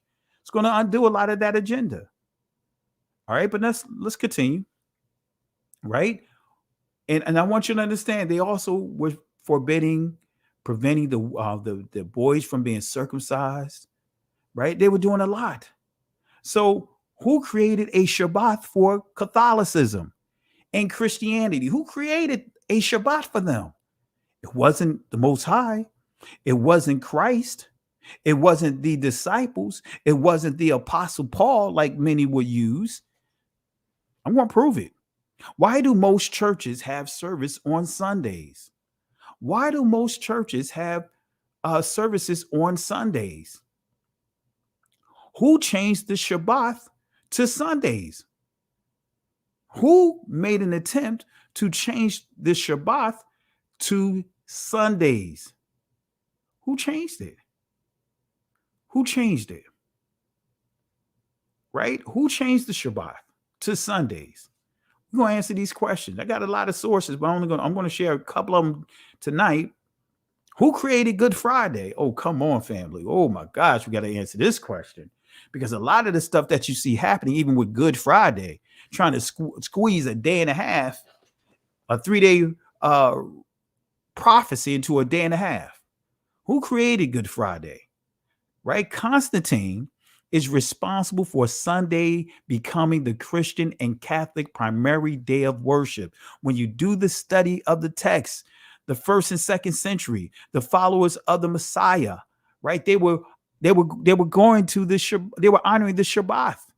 Matter of fact, when you read Acts chapter 13, the non-blood descendants of Israel didn't struggle with honoring the Shabbat.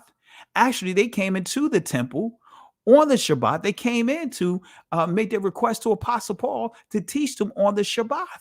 And Paul taught them on the Shabbat for years, for like 2 or 3 years.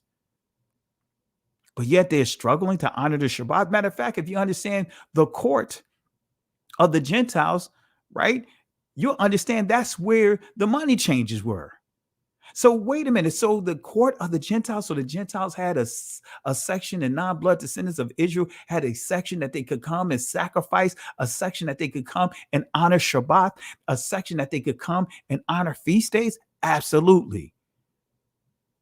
So Constantine is responsible for Sunday becoming the Christian and Catholic primary day of worship. This is coming from Philip Schaff's History of the Christian Church.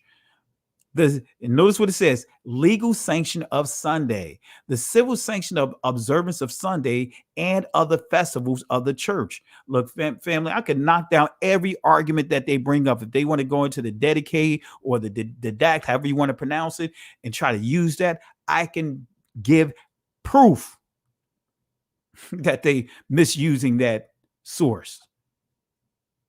Don't give me church fathers. I could pull out some stuff to knock all that stuff down. Oh, we're going to go to the church fathers and see what they said. We're going to go to the disciples, the supposed disciples of the disciples, to show what they said. But wait a minute, but the disciples never taught against the Shabbat. They honored the Shabbat. They were still going to the temple. They were still sacrificing, right? But you're going to say they're the people that they taught didn't do it. Oh, come on, family. Anyway, that makes me want to pull out my 3-piece right here. Let me give a 3-piece, family. I know I'm getting a little animated tonight, but it's all good, family. Let me give a 3-piece. I got to give a 3-piece to a lot of this foolishness.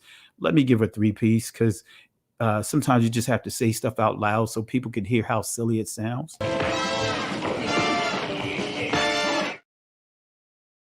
Let's give them their order to go.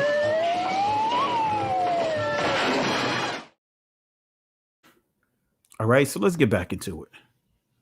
All right, so the civil sanction of the observance of Sunday and other festivals of the church, the state indeed should not and cannot enforce this observance upon anyone, but may undoubtedly and should prohibit the public disturbance of, and profanation of the Christian Sabbath, and protect the Christians in their right and duty of its proper observance. We see Constantine in 321 forbade the sitting of courts in all secular labor in town on the venerable day of the sun, as he expresses himself, perhaps with reference at once to the sun god Apollo and to Christ, the son of righteousness. So here it is.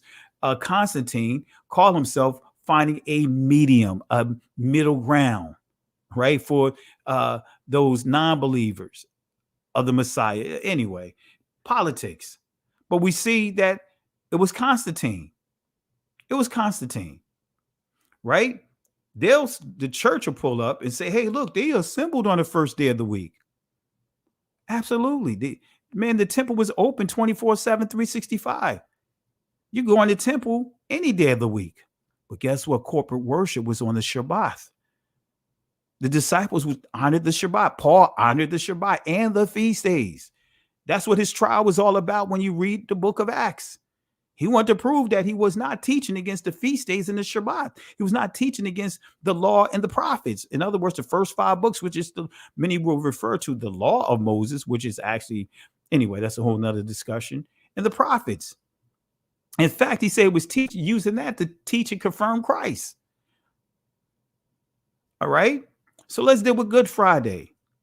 Coming from the same source, look at what it says about Good Friday. And at the same time, enjoying the observance of Friday and memory of the death of Christ. So he changed the Shabbat, had nothing to do with Christ dying or resurrecting, rather, being raised from the dead on a Sunday. No, it had everything to do with Constantine. And this is the stuff that they began to regurgitate because Christ rose on the Shabbat. But anyway, and at the same time enjoying the observance of Friday and memory of the death of Christ. This is where you get Good Friday. All right. So not only did Constantine have the power to change scripture and law, right? The Pope was supposedly given the same power. And actually, Constantine was the first Pope, even though there was multiple Constantines, but Constantine was the first Pope. In 1302, Pope Boniface VIII issued a papal bull stating that the Pope has authority over two realms. And this is the source here. I'm not going to go too deep in it, but notice what it says, right? Affirming the authority of the Pope as their heir of Peter, because they teach that Peter was the first Pope, which is completely out of context of the scriptures, and vicar of Christ over all human authority, spiritual and temporal. So it's saying that the Pope has power over the spiritual and also the temporal, right? The secular, right? Spiritual power, according to the bull, rests in the hands of the church. Temporal power is in the hands of the kings and soldiers, but is to be exercised as the church permits, because the things spiritual are superior to the things temporal. If temporal power errs, it is to be judged by the spiritual powers. If lesser spiritual powers errs, it is to be judged by higher spiritual powers, all the way up to the supreme power, spiritual power, the papacy itself. So they look at the Pope, they look at the papacy, the Pope, Papa, as being the supreme spiritual power who can only be judged by God. All right, now getting into all of this. All right, so here's another source. Reverend John Trigilio, excuse me, John Trigilio Jr., right? Catholicism for Dummies, third edition, page 256. Notice what he says here. So why then do Catholic Protestants and Orthodox Christians, let me say that again. So why then do Catholics, Protestant, because they'll argue tooth and nail, the Protestants, oh, we're not Catholics, we different. No, you still have the same tenets, because the Protestants came from under the Catholics. The issue was the law of indulgence, right? Not law, but the letter of indulgence. That was the issue, right? But they were still following the same tenets, embracing the same tenets. So why then do Catholic, Protestant, and Orthodox Christians go to church on Sunday, treating it as the Lord's Day? In other words, the Shabbat, right? As the Lord's Day, Christ's death, instead of the Shabbat, the Saturday, right? Why are they treating the Sunday as the Most High's day instead of Saturday? That's what this is saying. Treating it as the Lord's Day, treating Sunday as Yahweh's day that he ordained from the very beginning instead of Saturday. In general, Catholicism and Christianity moves the celebration of the Lord's Day, Yahweh's day, from Saturday to Sunday because of Jesus Christ rose from the dead on Easter. See, that's what they're saying. Oh, he rose from the dead on Easter. And no, they did not celebrate Easter, regardless of what you see inside your transliteration. You may see the word Easter, but guess what? You will not see that. That's not the Hebrew word or the Greek word for Passover, Pesach, all right? But anyway, you will not see Easter in the Greek as well. So because Christ supposedly rose from the dead on Easter Sunday, that's why they did this. So Sunday has become the Christian Shabbat, the day of rest. But yet Christ made it clear it's all about the Father. The Father made it clear that the non-blood descendants of Israel have to honor the Shabbat and the feast days and the commandments, right?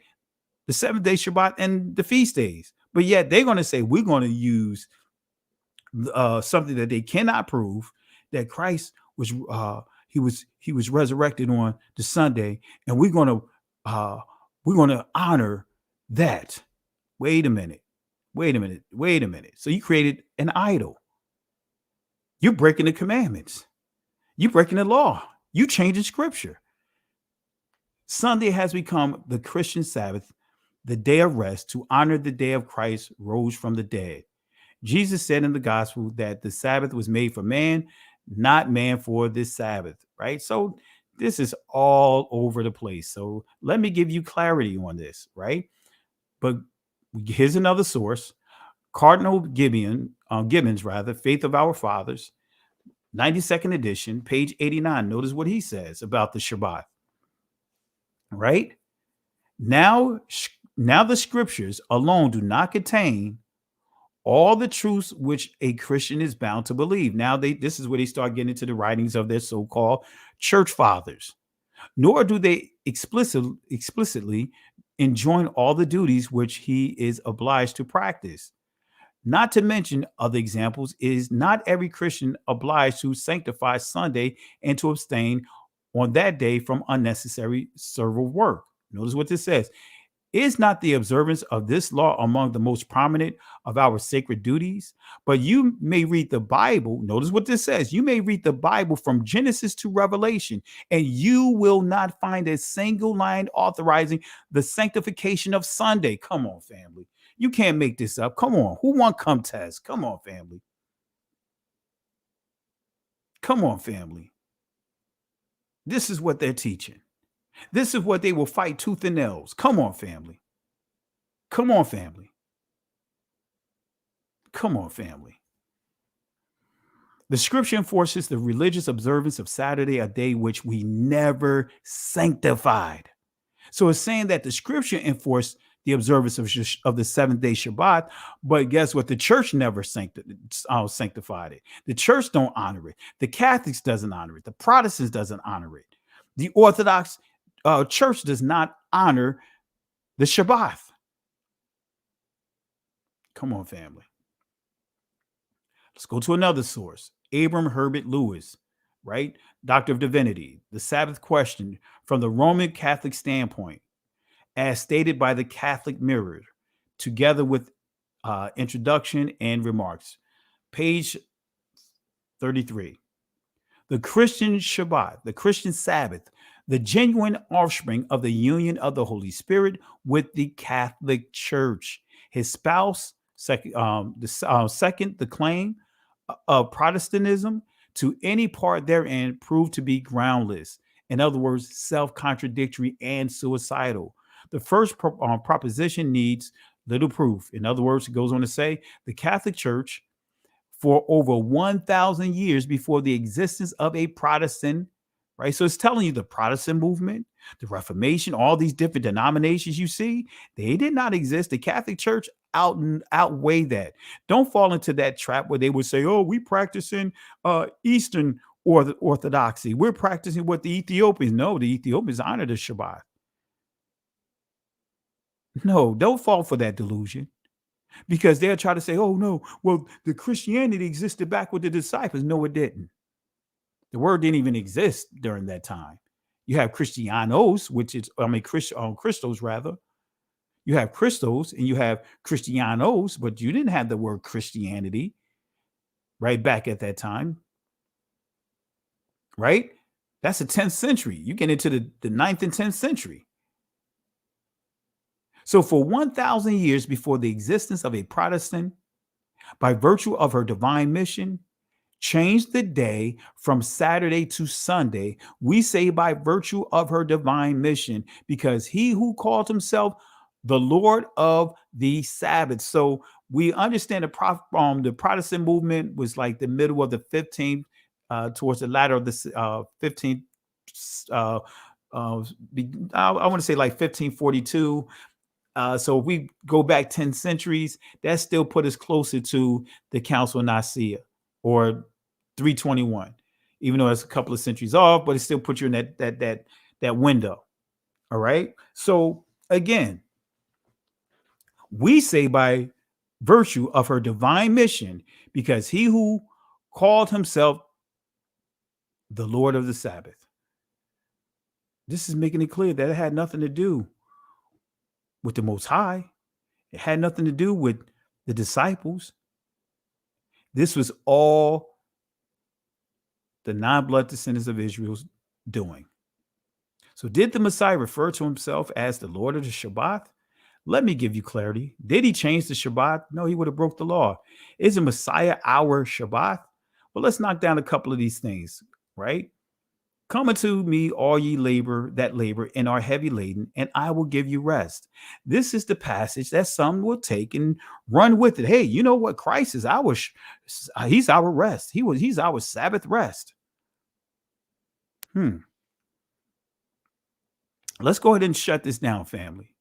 And I'm going to prove to you, and anyone that's from those communities that's teaching this, right? I'll drop the link, right? And if you want to jump in when I get to the conclusion, when I conclude this lesson, and you want to come in and you want to say that I'm wrong, hey, here's the link right here. You got an uphill battle right here.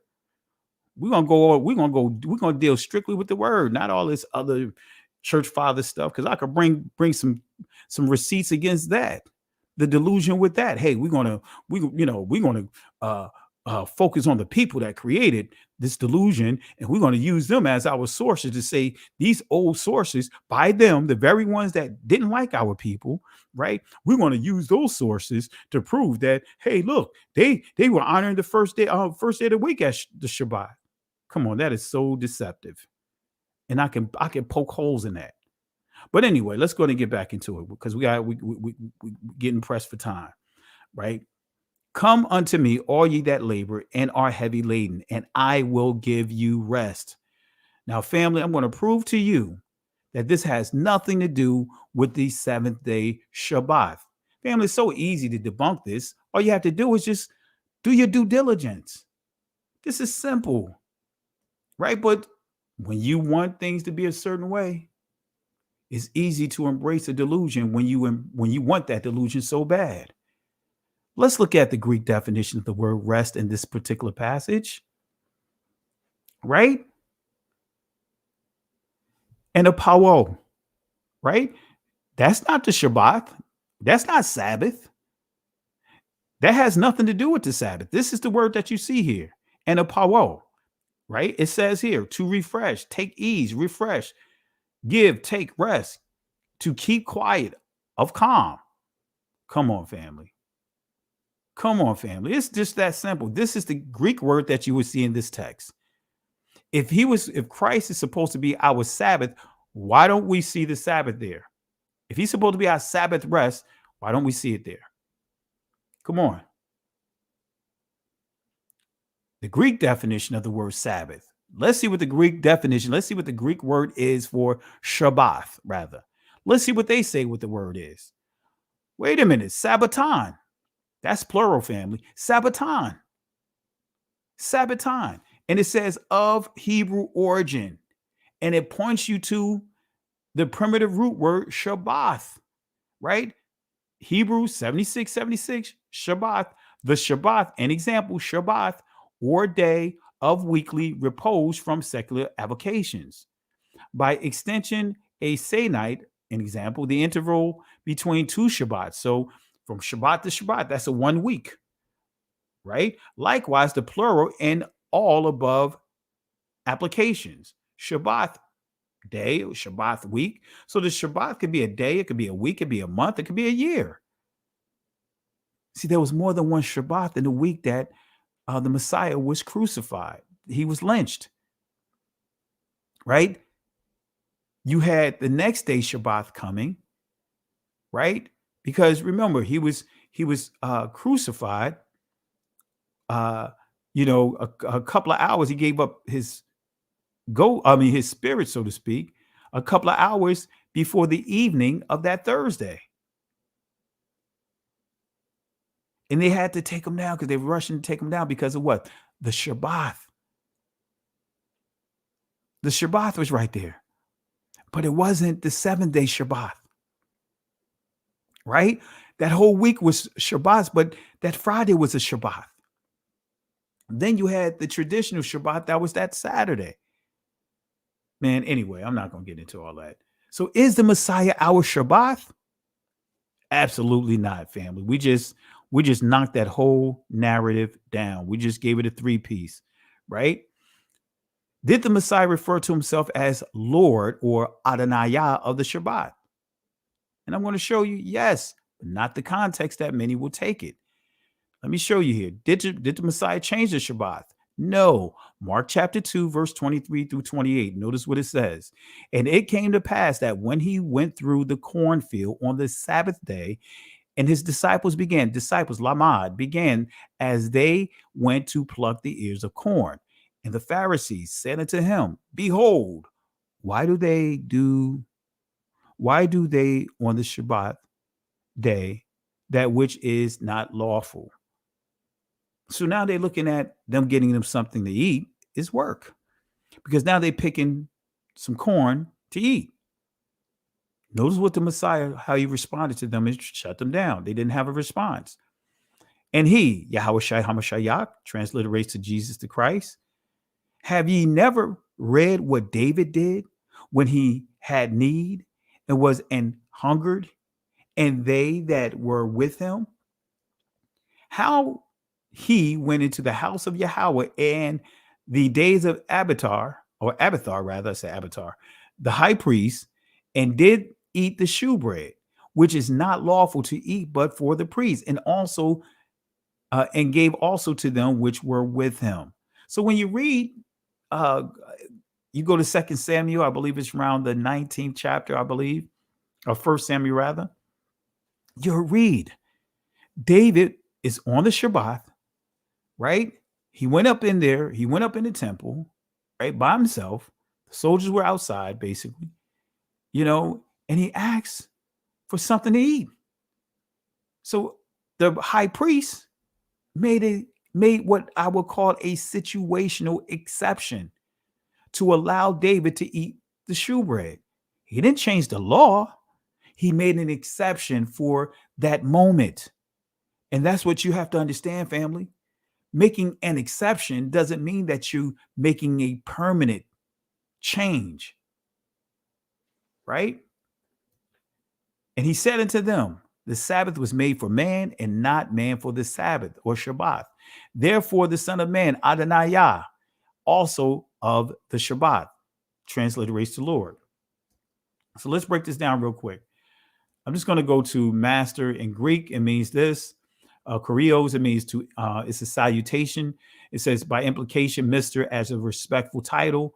But then we go to Adonai from the ancient, from the Hebraic perspective, right? It says here, Adon is the Israeli, but it says, and I really want to focus on the sub entry 1 and entry A, right? In reference to men, superintendent of household of affairs. So when you think about this here, we're going to put it in this proper perspective, right? Superintendent of a household. All right. So when we look at this text here, let me go to this text because I want to go into this here. So the high priest, and I'm going to give you an example. The high priest is the superintendent of the house of Yahweh and have the authority to make individual situational exceptions, right? 1 Samuel chapter 1, verse 15, right? Notice what we see here, right? And Yahweh came as she continued to pray before Yahweh. And notice here, we're going to see that Eli is referred to as Lord, right? So this is what this is saying here. I'm not going to get into the details. I'm going to skip right down to verse 15. Hannah Kana answered and said, no, my Lord. In other words, no, Adonai. In other words, Eli was referred to as Adonai because he's the high priest. He's the superintendent of the house. All right. So the high priest, again, is the superintendent of the house of Yahweh and have the authority to make individual situational exceptions. And likewise, he has the authority to make situational exceptions, right? So again, Christ, this is why Christ said to them that, hey, wait a minute, if you can make an exception, as far as the high priest can make an exception, right, for David to eat the shewbread, then guess what? He's the Son of the Most High. He can make an exception for his disciples to eat. Again, this was not a permanent change. This was a situational exception. Christ did not say that from now on, you don't have to honor the Shabbat. No, he had to prove that he was not disrespecting the Shabbat. That's why he challenged the Pharisees in Matthew chapter 15. He said, hey, you want to honor the commandments, the traditions of the elders, but you're breaking the commandments of Yahweh. All right. So again, family, want to make sure we understand this. So let's go to Abram Herbert Lewis, right? And notice what he says about the Shabbat. Going back here, right? Again, the Protestant world at its birth found the Christian Sabbath too strongly entrenched to run counter to its existence. Let me read it again. The Protestant world at its birth found the Christian Sabbath too strongly entrenched to run counter to its existence. It was therefore placed under the necessity of acquiescing in the arrangements, thus implying the church's right to change the day. For over 300 years, the Christian Sabbath is therefore to this day the acknowledged offspring of the Catholic Church as spouse of the Holy Spirit, right? Without a word of remonstrance from the Protestant world. Let us now, however, take a glance at our second proposition, with the Bible alone as the teacher and guide in faith and morals, right? So notice what it says. This teacher most emphatically forbids any change in the day for paramount reasons. The command calls for a perpetual covenant, right? So here it is. They're showing you that they changed the Shabbat according to them. The day commands to be kept by the teacher has never once been kept. Thereby, the teacher, the scriptures, developing an apostasy from an assumed fixed principle as self-contradictory, self-stultifying, and consequently as suicidal as it is written with the power of language to express. Come on, family.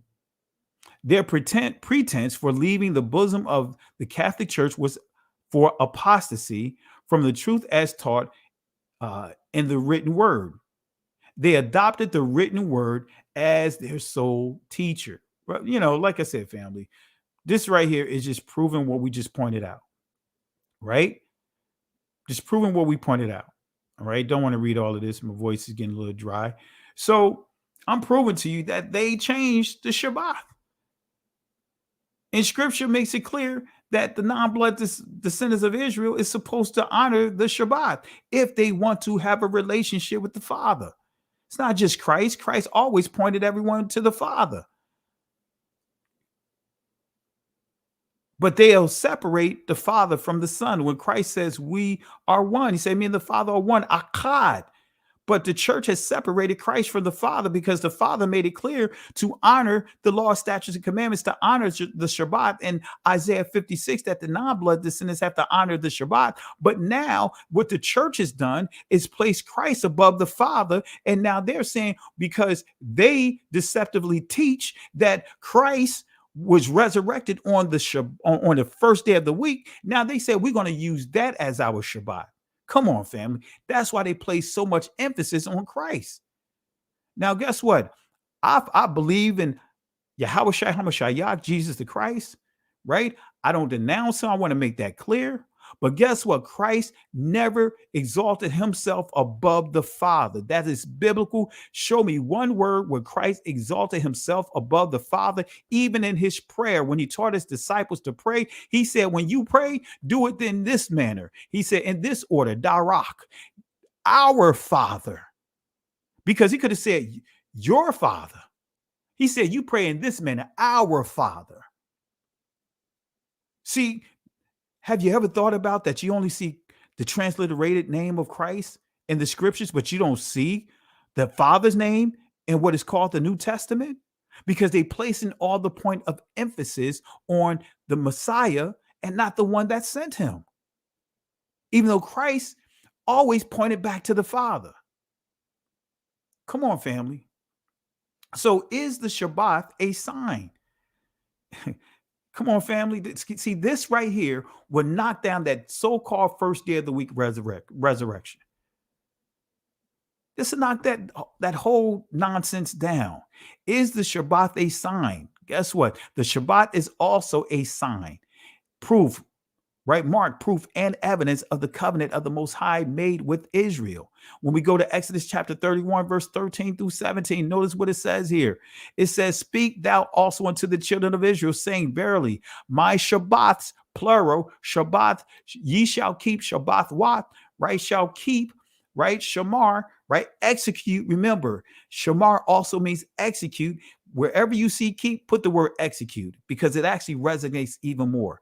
Ye shall execute, for it is a sign, proof, evidence awath between me and you throughout your generations, that ye may know that I am Yahweh that doeth sanctify you. So the Most High is making it clear that Israel, this Shabbat, all the Shabbats, the feast days, guess what? They are signs, they are proof, they are evidence. If you want to understand the prophecies, you have to understand the Shabbats. Anyone that's teaching against the Shabbats, the feast days, right, that it's supposed to be a shadow of things to come, then guess what? You don't know scripture. You don't know prophecies. You're teaching a prophet lie. You're not prophesying. You're not teaching this right here. This is why so many, as we said, used to say back in the streets where I grew up, getting pimped by the paragraph, getting pimped by the nonsense that people are teaching them. The Most High made it clear that the Shabbat is a sign. Notice what this says here. Ye shall keep, in other words, execute the Shabbat. Therefore, for it is holy unto you. Everyone that defileth it shall surely be put to death. For whosoever doeth any work therein, that soul shall be cut off from among his people. That's blotted out. 6 days, doesn't it sound familiar? Getting back to the very beginning, how it said the Most High, did all of his work on the first 6 days, right? By the time we get to the 6th day, when we get to chapter 2, verse 1, said, hey, all the host, the heavens and the host, the heavens and the earth and the host of them, the Most High finished that creation, was completed. 6 days may work be done, but in the 7th is the Shabbat of rest. Holy to who? Yahweh. Holy to who? Yahweh, which means he exists. Whosoever doeth work in the Shabbat day, he shall surely be put to death. Verse 16, wherefore the children of Israel shall keep the Shabbat, shall keep, in other words, execute. It says, wherefore the children, this is dealing also with the descendants of these current generations, to observe the Shabbat throughout their generations for a perpetual covenant. It's perpetual, continuous. Awalam is what you will see inside the ancient text, a perpetual awalam, barayath. Perpetual covenant, continuous, ongoing. Verse 17, it is a sign. We see it again. 2 witnesses, the law of the 2 witnesses in Deuteronomy chapter 17. It is a sign, 2 witnesses, a sign, proof, evidence between me and the children of Israel forever. For in 6 days, Yahweh did make heaven and earth, and on the 7th day, he rested. Still confirming, this is quoting Genesis chapter 2, verse 1, the heavens and the earth, right? The heavens and the earth, the first 6 days of creation was completed, along with the host of them completed. And on the 7th day, he rested and was refreshed. Verse 18, and he gave unto Moses, when he had made an end of communing with him upon Mount Sinai, 2 tables of testimonies, tables of stones, written with whose finger? Written with the finger of Elohim, written with the finger of Yahweh Elohim. Come on now, this is not Moses. This is the Most High writing this. So now the church will tell you, hey, the law, nobody can honor the law, statutes, and commandments. Just nobody. It was too hard. It's a burden. Wait a minute, you saying that the things that the Most High wrote with his own fingers, his own hand, is too much of a burden?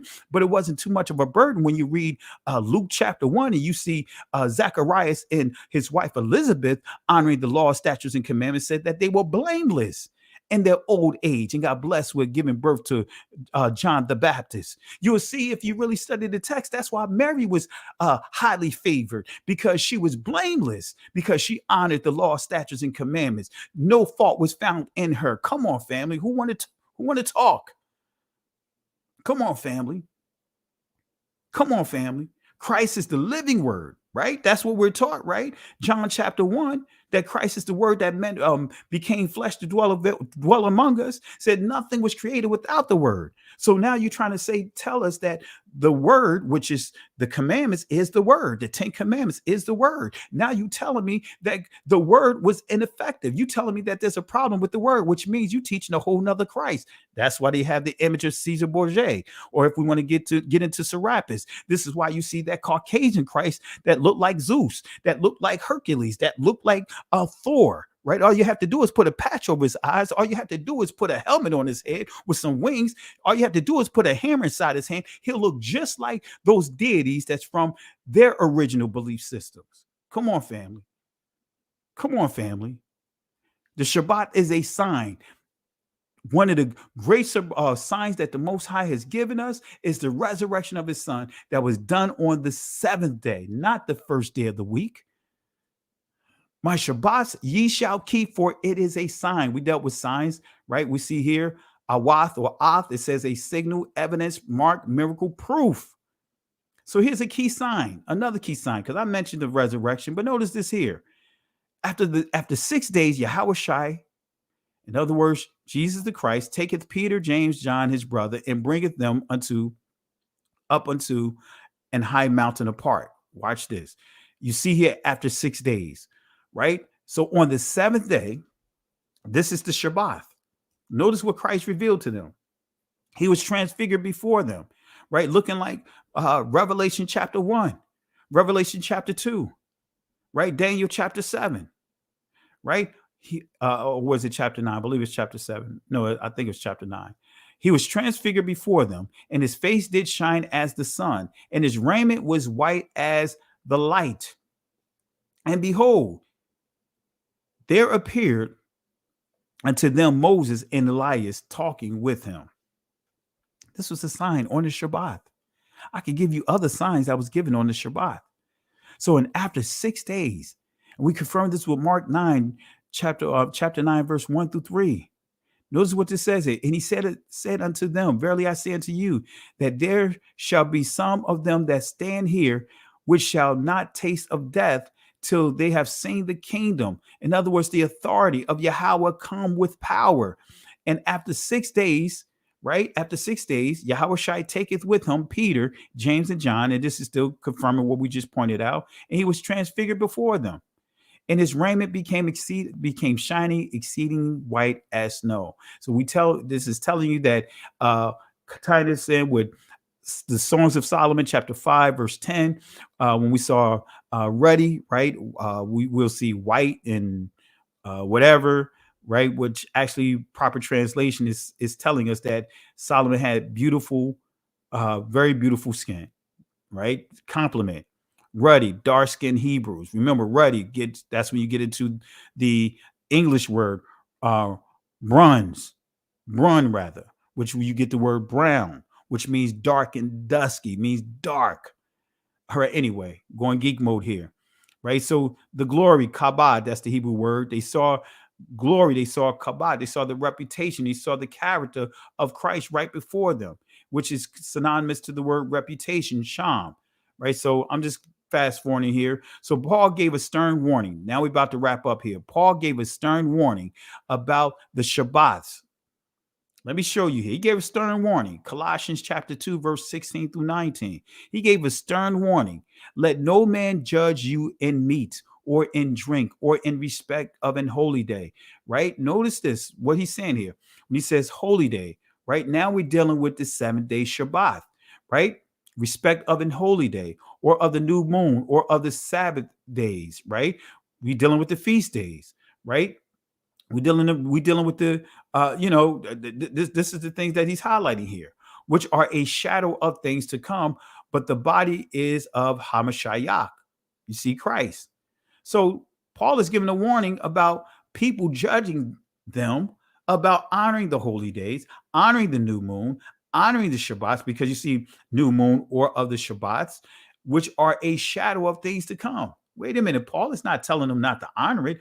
Paul is saying, let no man judge you in meat or in drink, what you eat, what you drink. In other words, the meat offerings, the drink offerings, or in respect to an holy day or new moon, Shabbat. He's telling them, don't let them judge you because you honoring these things. He's not telling them not to honor it. Verse 18, let no man beguile you, trick you. Right? Similar to what happened to Jacob. Jacob. He said, you beguiled me. In other words, you tricked me. Same thing Eve when she dealt with the serpent. He beguiled. Let no man beguile you of your reward in a voluntary humility and worship of angels, intruding into those things which he hath not seen, vainly puffed up by his fleshly mind. So it's saying, don't let nobody trick you. Don't let these people trick you. Right? And now holding the head, from which all the body by joints and bands having nourishment ministered and knit together, increaseth with the increase of Yahweh. So is Paul teaching against honoring the feast days in the Shabbat? Family, no. Who is Paul actually speaking and warning against? The answer lies in verse 4 through 8 in the same chapter, right? And this I say, lest any man should beguile you with enticing words. Well, have we have people being fooled and tricked by enticing words.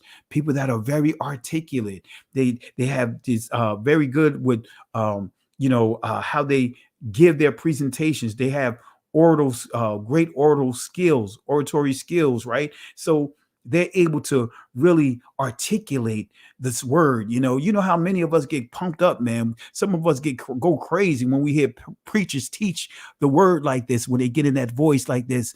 And God said to you, let me just talk to someone right now. Let me just give you a word of prophecy right now. Let me just give you a word from God right now. Somebody is going through something right now. Let me just tell you right now. Christ said that we're no longer under the law. Can I just talk to somebody right now? We get caught up into that, or we get caught up into the other portion of this charismatic way of giving the word. And God said, if somebody right now is going through a situation right now, we get caught up in that stuff. Paul is saying, don't get caught up in those enticing words. Don't get caught up in the theatrics. For though I be absent in the flesh, yet I am with you. He's in prison. I am with you in spirit, right? Joining and beholding your order and the steadfast of your faith in Hamashiach. In other words, the Christ. Verse 6, as ye have therefore received Hamashiach, in other words, Christ, Yahushua Jesus, Adonai Yah, the Lord, so walk ye in him, rooted up, built in him, and established in the faith as ye have been taught, abounding therein thanksgiving, right? And notice this here. Here's the answer to who he's talking to. Beware lest any man spoil you through philosophy, which is nothing more than now if we deal with it today, theology, right? Philosophy, theology. That's all theology is. It's another glorified term for philosophy. And vain deceit after the traditions of man. That's the key. After the tradition of man, after the rudiments of this world, and not after Hamashiach. In other words, Christ. Let me read it again. Beware lest any man spoil you through philosophy, theology, and vain deceit after the tradition of men, after the rudiments of the world, and not after Hamashiach. So who is Paul actually speaking against? Who is he actually warning against? Right? I gave you the answer because it falls right in line with him speaking against the church, speaking against those that are pushing Judaism, speaking to those that are pushing the worship of Islam, Muhammad, and Islam, and all that other stuff, Allah through Islam, and that's not the same Most High. That's a whole nother discussion. But who is he talking about? Here's the breadcrumb, as I pointed out. Tradition of man, lest any man spoil you through philosophy, theology, vain deceit after the tradition of men. Paul is actually speaking against those who are teaching the traditions of men. Let me give you clarity. Tradition of men is synonymous to the phrase tradition of the elders. Let me confirm this. Matthew 15, verse 1. Notice what you see here. This is Christ dealing with the Pharisees.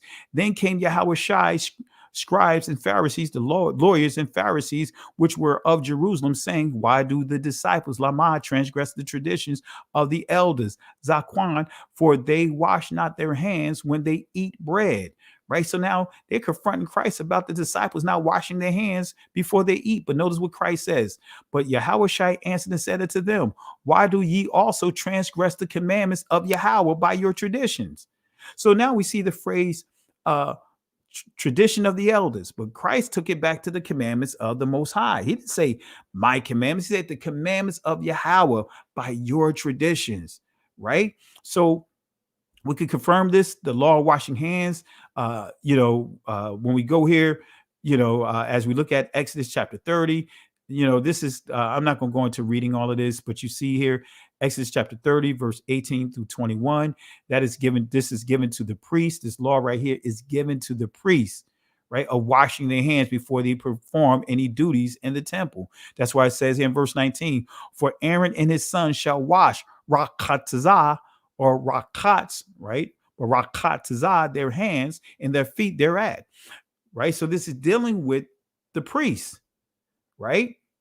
So let me fast forward, right? Aaron and his sons shall wash their hands. The second major piece of furniture in the courtyard of the tabernacle was the bronze wash basin. The bronze wash basin played a very significant role in the high priest's service to Yahweh. The bronze basin was to be placed between the tabernacle and the altar of burnt offering. So before a priest could go into the holy place and most holy place, the first order of business was at the altar of burnt offering. The bronze wash basin was the next step in following the path of holiness of entering into the presence of Yah. The sole purpose of the bronze wash basin was for the priests to wash their hands and wash their feet. And when you go to Leviticus chapter 15, verse 2 and 3, you see this here, right? Giving you clarity of if someone is unclean and you make contact with them, you had to wash, right? You had to wash, right? I'm not going to get into the details of it. Read it when you in your leisure. Leviticus start at chapter 13, 14, and 15, right? So the law of washing hands and feet were for the priests. Now, I'm not telling anyone not to wash your hand before you eat, but that was not a law written saying that you had to wash your hands before you eat. In the elders, the tradition of the elders, the Pharisees pushing traditions of the elders, trying to tell them that they had to. Right? There was a special way that you had to wash your hands, of allowing the water to go all the way down to the tip of your elbow, hold your hands up a certain way. And guess what? Man, it could take you hours if that water doesn't come down your arm a certain way. So that was dealing with the law of washing hands. So the other law of washing hands involves a man and woman who is experiencing discharges. All right. So washing hands before eating is a tradition. It's man-made. Right. So when we go down to verse 7 and 9 of Matthew chapter 15, notice what it says here. Ye hypocrites, well did Isaiah prophesy of you, saying, this people draw nigh unto me with their mouth and honoreth me with their lips, but their heart is far from me. But in vain they do worship me, teaching for doctrines the commandments of men. But wait a minute. So this chapter has nothing to do with Christ changing the dietary laws. This entire chapter has nothing to do with that. It's dealing with washing your hands. This is why he said it's not what goes into your mouth that's defiling you. It's what comes out. He's making it clear that having dirty hands while you eat is not going to defile you, right? It's the words that come out. That's why you see here. Let me see here. Right? It says here, but those things which proceedeth out of the mouth come forth from the heart, and they defile you. This is why he said this right here, right? That's why he said in verse 17, let me zoom it in so you guys can see it. Do you not yet understand that whatsoever enters in at the mouth goes into the belly and is cast into the draught? So this is making it clear that this has nothing to do, with food, right? It's not dealing with food. It's dealing with washing their hands. It's saying you eating with dirty hands. That's why we see here, which defile a man, but eat with unwashed hands. We going down to verse 20. It says again, which defile a man, but to eat with unwashed hands defile not a man. So this has nothing to do with the dietary laws. This has everything to do with washing hands. Right. So let's confirm this here. Let's go to Isaiah, and I'm going to confirm. Right. We see the doctrine. We see the traditions of men. We see the traditions of the elders. We see the commandments of men. But let's see what Isaiah says. Right. Let's go to Isaiah 29:13. Notice what it says. Right. Wherefore Yahweh said, for as much as this people draw near me with their mouth and with their lips do honor me, but have removed their heart far from me, and their fear towards me is taught by precepts of man. So we see the commandments of man also is referred to as the precepts of man. The quote that Christ was quoting from is this here. Wait a minute, Christ is quoting Torah? Absolutely, contrary to how the church teach it. So we see that Paul said the traditions of men, which he's teaching what Christ has taught about the tradition of the elders. And then Christ in that passage of Matthew chapter 15, you see the commandments of man. And then we see in Isaiah chapter 29 is synonymous to the precepts of men. So all the four terms are synonymous. So did Apostle Paul teach against honoring the feast days and the Shabbat? Absolutely not. Did Paul honor the Passover? Yes. Acts chapter 18, verse 21. Notice what it says here. But bade them farewell, saying, I must by all means keep, in other words, execute this feast that cometh in Jerusalem, but I will return to you, I will return again unto you, if Elohim will. And he sailed from Ephesus, right? Did the early church honor the Passover and the Feast of Unleavened Bread? I'm going to prove it to you. 1 Corinthians, right? Let's go to 1 Corinthians, right? Let's go to 1 Corinthians chapter 5, verse 7 and 8. Notice here, purge out therefore the old leaven, that ye may be a new lump. All right, now we're dealing with the Feast of Unleavened Bread. As ye are unleavened, for even Mashiach, our Passover, Pasach, is sacrificed for us. So now Paul is teaching you don't have to do the blood sacrifices, right? Christ is going now. You don't have to do blood sacrifices. That's Hebrews, right? You don't have to do blood sacrifice. That's the letter to the Hebrews. Therefore, let us execute the feast, not with old leaven, neither with the leaven of malice. He's saying change of heart. Change your heart before you do this thing. And wickedness, but with the unleavened bread of sincerity and truth. So Paul is teaching the honoring of the Passover and also the Feast of Unleavened Bread. The Feast of Unleavened Bread is a Sha-bath. It's a week. This entire celebration is a week. All right. So Apostle Paul in Colossians 2 is actually teaching against those who celebrate Christmas. Let me break it down again. Let me make sure you guys understand, because we're wrapping this up. I know I covered a lot here, family. So Apostle Paul in Colossians chapter 2 is actually teaching against those who celebrate Christmas. What? Celebrate Easter. What? Celebrate Thanksgiving. What? Celebrate St. Patrick's Day. What? Valentine's Day. What? Lent. What? Ash Wednesday. What? Palm Sunday. What? Church anniversaries. What? Pastors' anniversaries. What? Holy convocations. What? I could go right down the list, family. I could go right down the list, including first day of the week, Sunday worship that they call their Shabbath. What? Right? And other traditions of men who are attempting to judge against those who honor the holy days of Yahweh.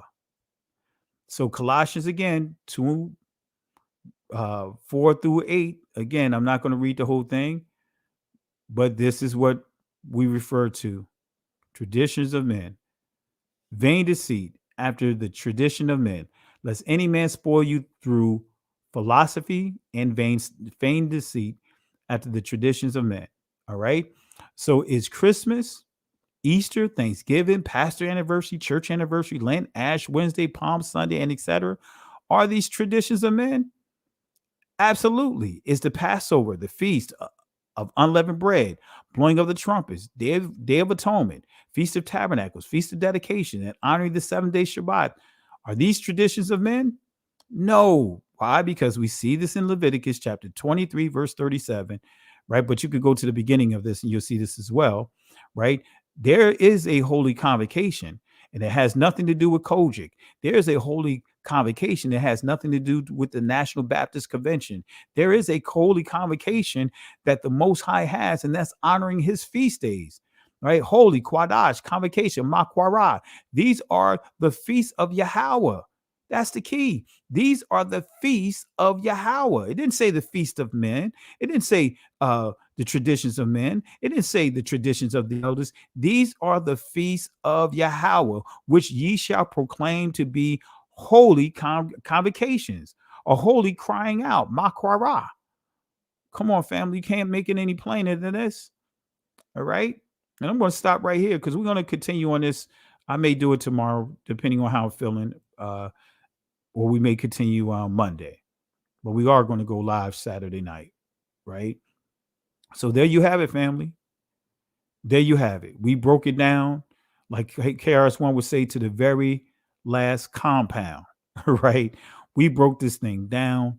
I dropped the link in the comment section. I'll drop it one more time. And I really appreciate you guys for tuning in tonight. Appreciate it, guys. And that's it. That's it for episode 2. All right. So I'll drop the link in the comment section. And if you jump on, let's keep our comments. Let's just be conscientious of the comments. Don't want to stay up here back to back nights too late. But I'll drop the link in the comment section. All right.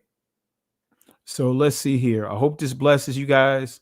And again, those that want to contribute to the work that what I'm doing, if you want to send contributions or whatever the case may be, I'll go ahead and put the Cash App information is pinned to the top, but I also would put it here as well.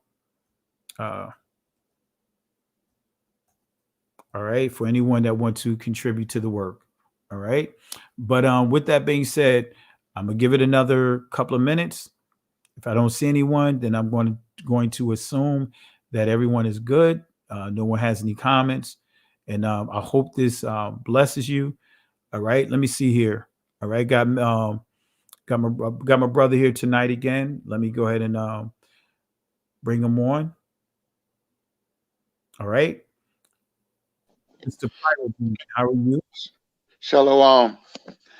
Hey, I had to mention this.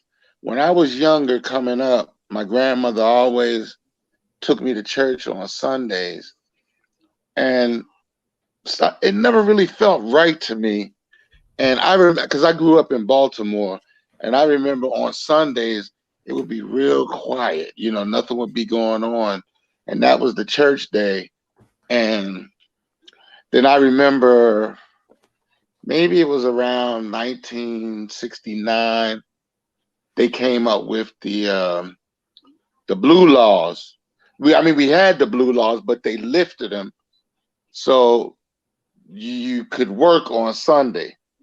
And we always had to work, if you had, depending on what kind of job you had, you worked on Saturday. So I came to realize in my 30s that, wow, they had us work on, and I realized this because I lived in Argentina and I learned Spanish, and Spanish Saturday is called Sábado, which means the Sabbath.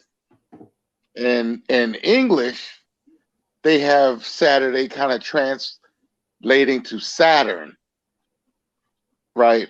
So they had us break the Sabbath, break our covenant without us even realizing it. And that was kind of a dirty trick to play on us because they knew that we wouldn't be in line with the Most High because we were breaking the covenant, even though it was through ignorance. Mm. And I just wanted to mention that, and I wanted to find out what you thought about that. Well, when you really think about it, and I didn't do the lesson. I just did a lesson just before when I say YouTube locked me down. Look at the lesson I did about converts, right? Mm-hmm. So what they did is took the behaviors that we see in the Maccabees that I highlighted, the very things that the Most High told us not to do. Antiochus was trying to force that on the Israelites because he was fascinated with the Greeks. right? So when you look at that, when you bring all of that together, they were trying to make them eat pork. They were trying to make them not be circumcised, profane the Shabbat. They was bringing pork all up into the temple, right? Sacrificing pigs and rodents and dogs on those altars.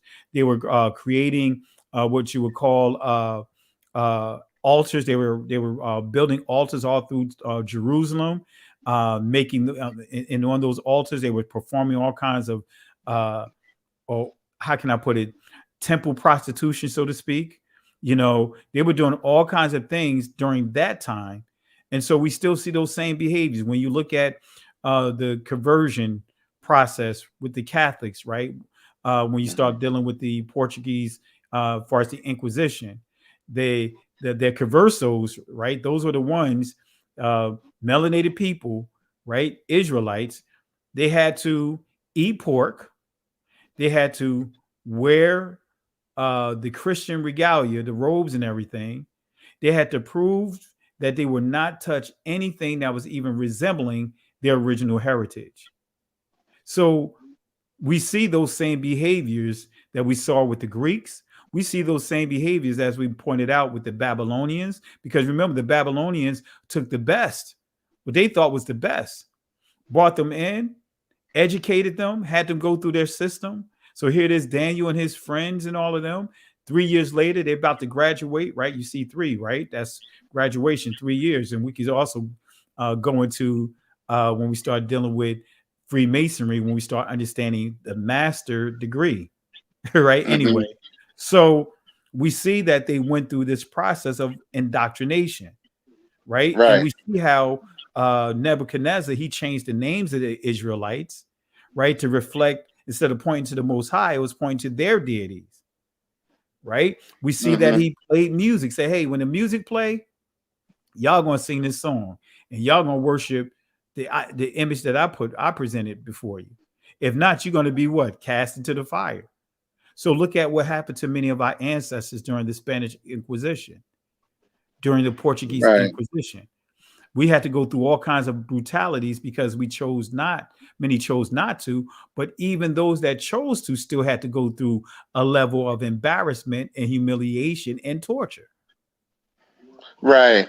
Because my grandmother would take us to church, and I think on some level, my mother thought something different. I mean, because she named me David, and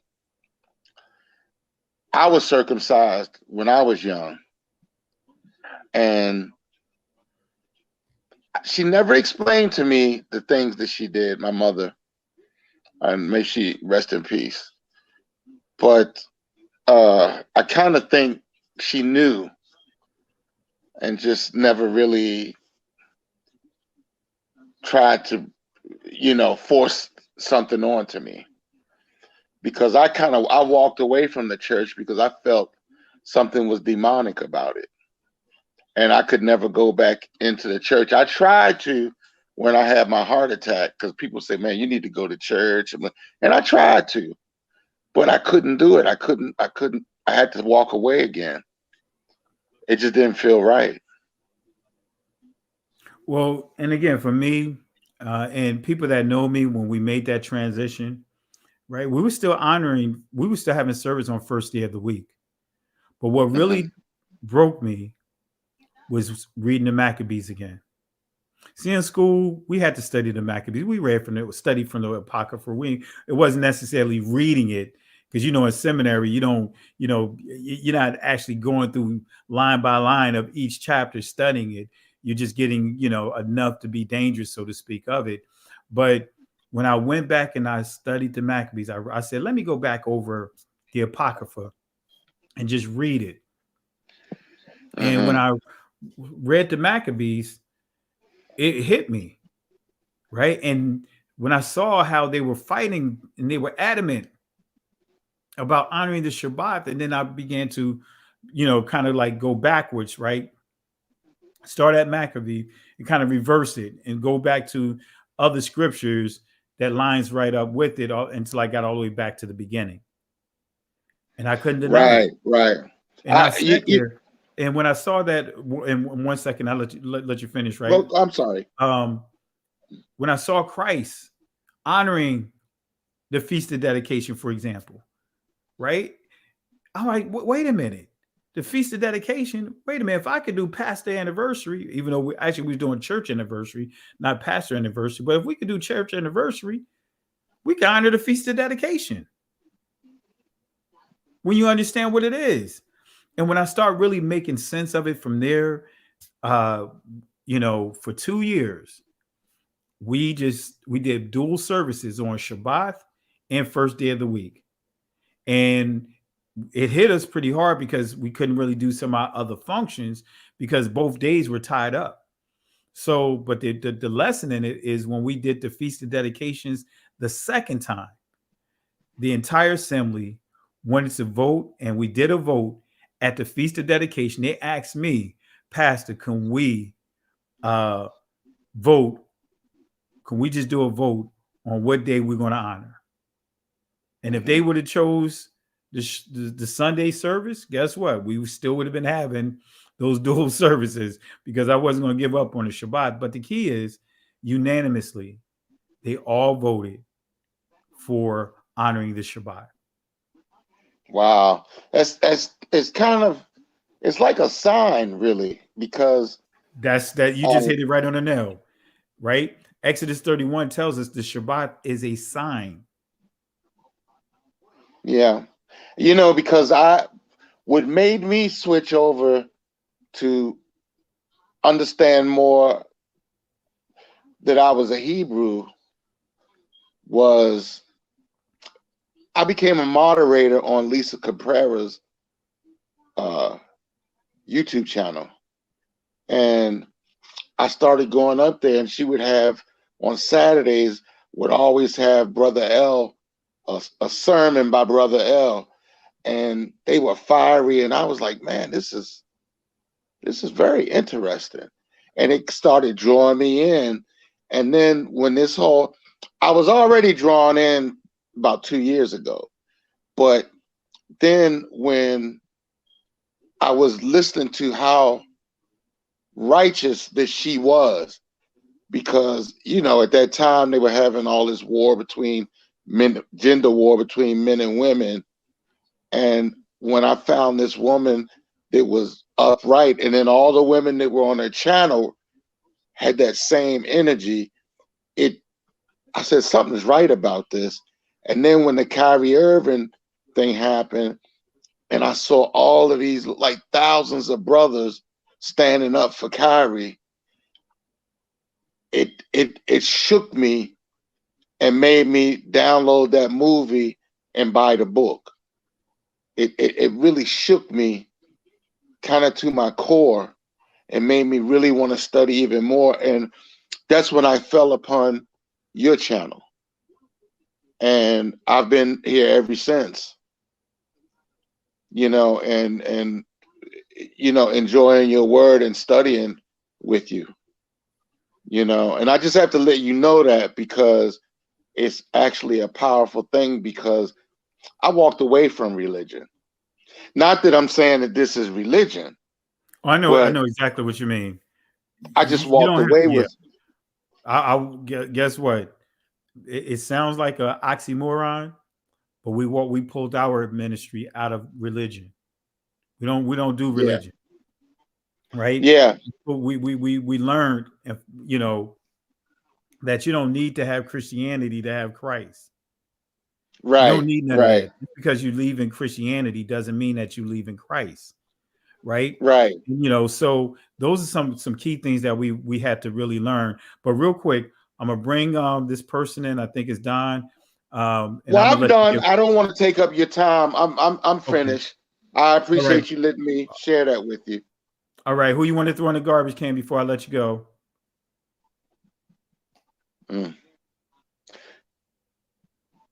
Throw religion in the garbage can.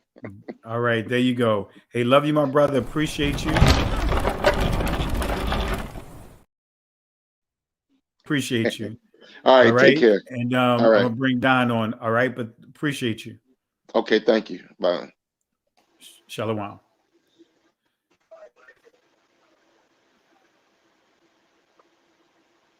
Pastor Kelly. All right, brother Don. How you doing? We're not gonna be long like We last no, night, we're man. not doing that. We're not doing that. Right? We're not doing it. But it was fire last night, though. It was what you Yeah. were teaching was fire last night, man. Let me tell you something. I want to. I'll save them for later. I'll save them for later for the trash can. But I so appreciate your scholarship and how you respect your people enough to do the research to bring the truth. And I was so blessed about what you said last night, and I shared it with somebody today, and they were like, I was feeling the same way. So my greeting to my people is shalom to my people and the people in chat. I don't use that other word no more because them folks, when you start adopting their words and their ways, you are adopting what they believe. And we know we're not the same. We know we're not the same. We are the real. They are the imposters. And it's getting real ugly. I forgot who was talking about it today, was talking about the rise of the word cult as it relates to us. And we have to combat that because they run the narrative and they have the apparatus to run the narrative.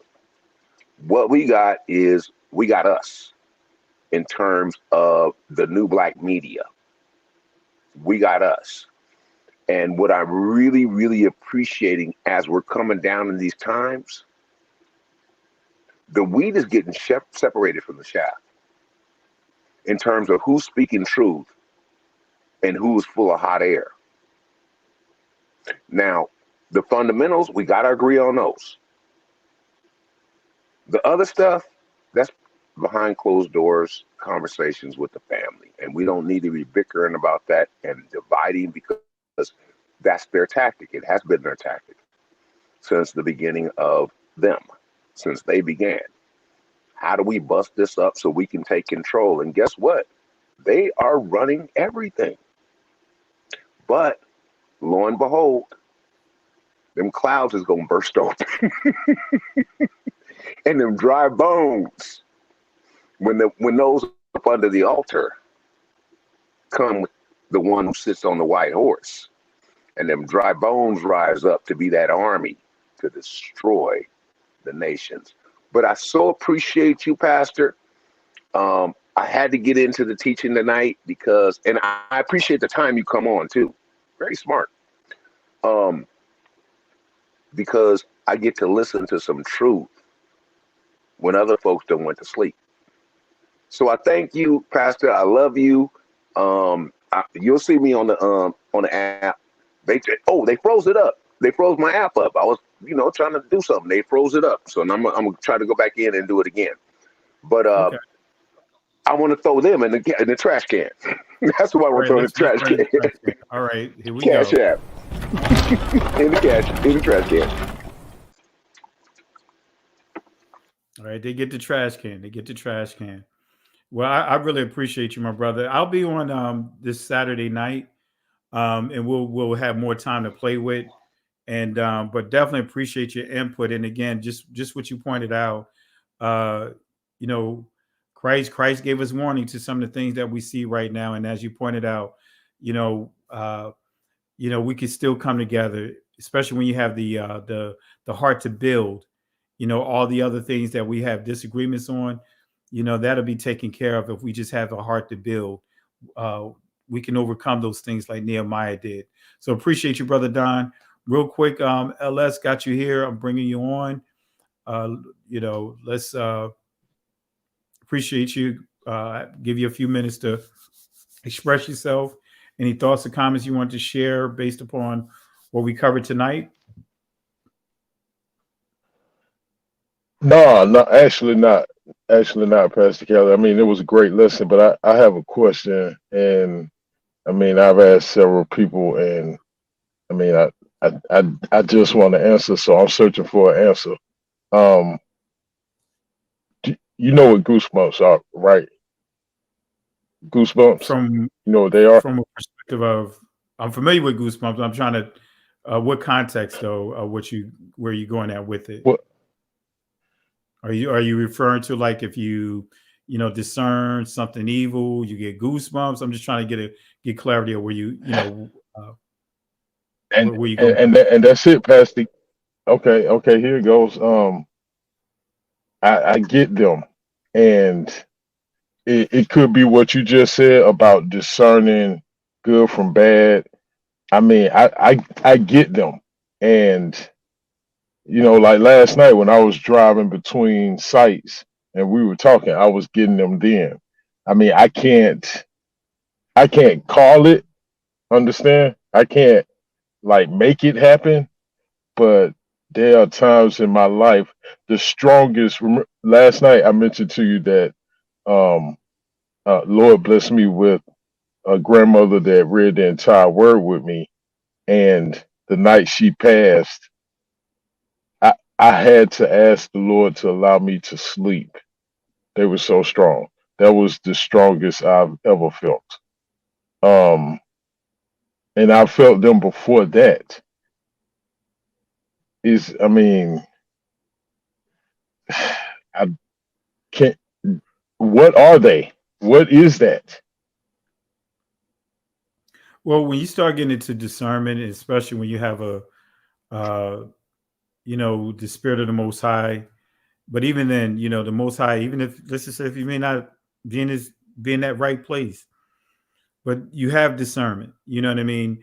Uh, and when you get those certain feelings, whether it's goosebumps or chills, when you go into certain areas, I know when I was younger, and I still get that from time to time now, but people would look or appear a certain color, like they had a darker. The worse their situations was, I could see them like in a darker color, and that was just discernment. And I was accurate every time I would bring that up, especially when I was a kid. So when you start dealing with, especially the day and time that we live in, man, there's so much evil things that are going on. And I kind of like that movie. I don't know if you heard that movie or watched that movie by Denzel Washington, Fallen, when he was dealing Yes, with yes, yes. transferred Okay, spirits. okay. I think that's to really tie it all in. I think that's a great movie that really gives clarity about spirits. Remember he even had a feeling. Some of them would call it an unction or whatever. But he just had a feeling that something was more than what it really was, because he kept hearing certain things that was with this particular prisoner that he was hearing Mhm. from, signs of that outside of that, until he got warning, hey, do you really want to go down this path? And when he went down that path, he got to learn something about the spiritual world, the spiritual realm that he never even thought that even existed, and think of some of the characteristics through touching, or they have to look for a vessel, that is to occupy. I mean, especially when it's getting ready to die. So it's a lot to go with that. But yeah, discernment, and when you get those things, I believe that it's the Most High trying to pull on you to give you warning. Okay, so when you just started talking about falling and that story, I felt it. You understand? I felt it right then. And like I said, it's not anything I can do. Does that make sense? It's not like when you said you saw these things when you was younger.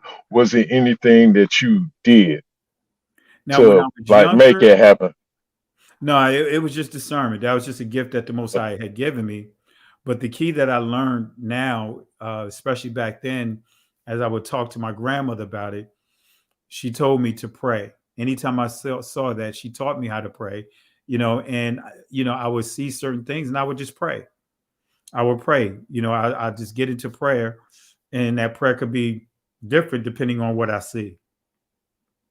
It Okay. could get into a type of rebuking, you know what I mean, type prayer towards that spirit that may try to raise itself. So I have, and this is going back to my younger years because I don't I don't really listen to rap anymore. Sometimes, but not really. But I feel it with music. But it's I don't know. It's just weird, man.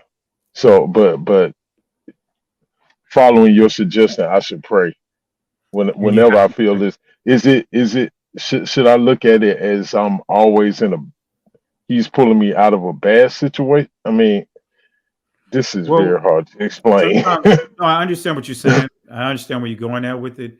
Sometimes we can still be allowing certain spirits to come around us by way of people. You know, Hmm. when I made that transition, I was still allowing, even though I was dealing with different people, I was still allowing that same spirit to come around me based upon the people. And I had to literally change my whole surrounding. People that I allowed to have access to me and everything. And my wife would tell you back in the day, I'd throw cell phones out, brand new cell phones, just so that way I won't even have the urge to call anyone. I'll throw the cell phone out and I'll change my number just so I wouldn't have that urge, to even make contact with anyone. So again, prayer is key.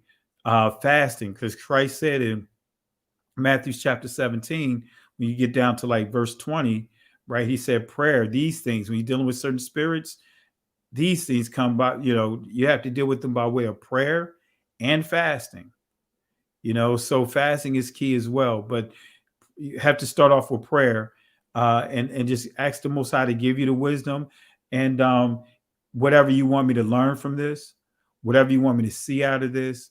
If you want me to minister to someone, or are you setting me up to be ministered to? Okay, so it's not something. Is it something I should be asking him to uh rid of me? Because it's the same way I describe how I feel these goosebumps, and this doesn't happen as often. It definitely happened a lot more when I was younger. Okay, I know I'm gonna sound Well, crazy, no, but no, no. But the key is, certain gifts you're not going to ask. You can't ask the Most High to remove because He gave it to you as a gift. But the key is, okay, you know, it's not necessarily asking the Most High to take away the gift, but give me clarity of what I'm seeing or what I'm feeling. Help okay, me okay, navigate. okay, okay, okay. So I can apply what you just said to the question I was just about to ask, because sometimes I will see a face in trees, in God. Okay, I'm just gonna sound crazy. Bear with me. Concrete, ceiling tiles, and it's not anything I'm looking for. Does that make sense? It's not something I I'm understand. trying to see. So as for clarity on what I'm being shown, whether it's something I'm feeling or with my eyes. I mean, it's weird, bro. I'll be riding down the street and look at a bush, and in that bush I will see a face, and I don't know, man. But again, because again, I see that too sometimes. Doesn't mean that there's something wrong with that. Because I know too, I'm also an artist too. I can draw, you name it. I can do all those different things, and sometimes you'll just see things that the average person may not see things in that same way, that same light. I'll look at shapes, I'll look at marks, I'll look at things that may look like something that's normal to some, and I may see something completely different. I could look up in the sky and I may see a certain Yes, image. So it with doesn't clouds. Yes. necessarily mean that there's something wrong. But again, this is where praying and really also to cultivating your gifts, so you understand what you're seeing. You can understand and differentiate what you're seeing and how you're seeing it and why you're seeing it. Okay. Okay.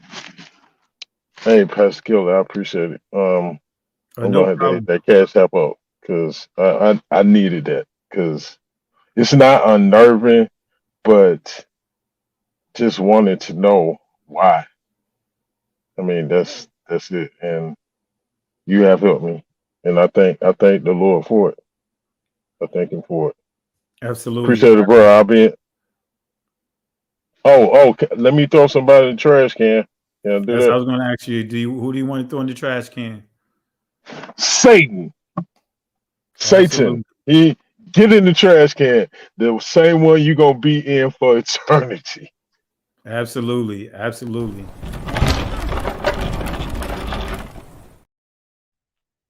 You know what? I'm Thanks, going to sir. throw in his messengers because Satan has disguises himself as an angel of light, but he also has ministers according to the scripture. So let's throw the ministers in the trash can as well.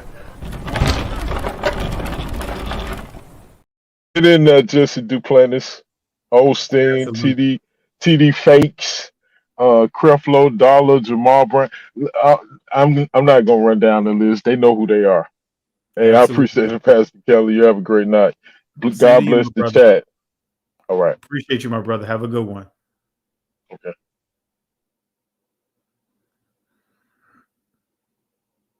All right, family. Appreciate you guys. Thank everyone that jumped on. Getting ready to take it down, but I really appreciate the love and support. Go back, watch this video again, like, subscribe to the channel. Right now, it's going to take me a few weeks to get back into a certain flow because right now, as you can see, YouTube is not sending out notifications. They're right now, I believe I'm in that shadow ban category, especially when you get you get blocked the way I got blocked, it gets shut down. Now I got to go through that process of trying to rebuild and get out, get back to the numbers that I was getting. But it's all good. It's all good. The Most High is going to have his way. But like, subscribe, share the video. And as we wrap up in the words of Moses to the children of Israel in Exodus chapter 14, verse 13 to 14, as they came to a dead end with the water. He said to them under the instructions of the Most High, fear ye not, stand still, see the salvation of Yahweh. These Egyptians that you see here today, you will never have to deal with them again. The Most High will fight for you. But here's the kicker, family. We must hold our peace. In other words, be quiet. Can't go back, can't stay here. Keep moving forward. Shalom. Listen, Genesis chapter 11, verse 10 explains the genealogy of Shem. Shem was a black man in Africa. If you repeat this back, Genesis 14, verse 13, Abraham steps on the scene. Being a descendant of Shem, which is a fact, means Abraham too was Abraham, born in the city of a black man, called Nimrod, grandson of Ham. Ham had 4 sons. One was named Canaan. Here, let me do some explaining. Abraham, Isaac was Jacob had 12 sons, for real, and these were the children of Israel. According to Genesis chapter 10, these were the children of Israel. According to Genesis chapter 10.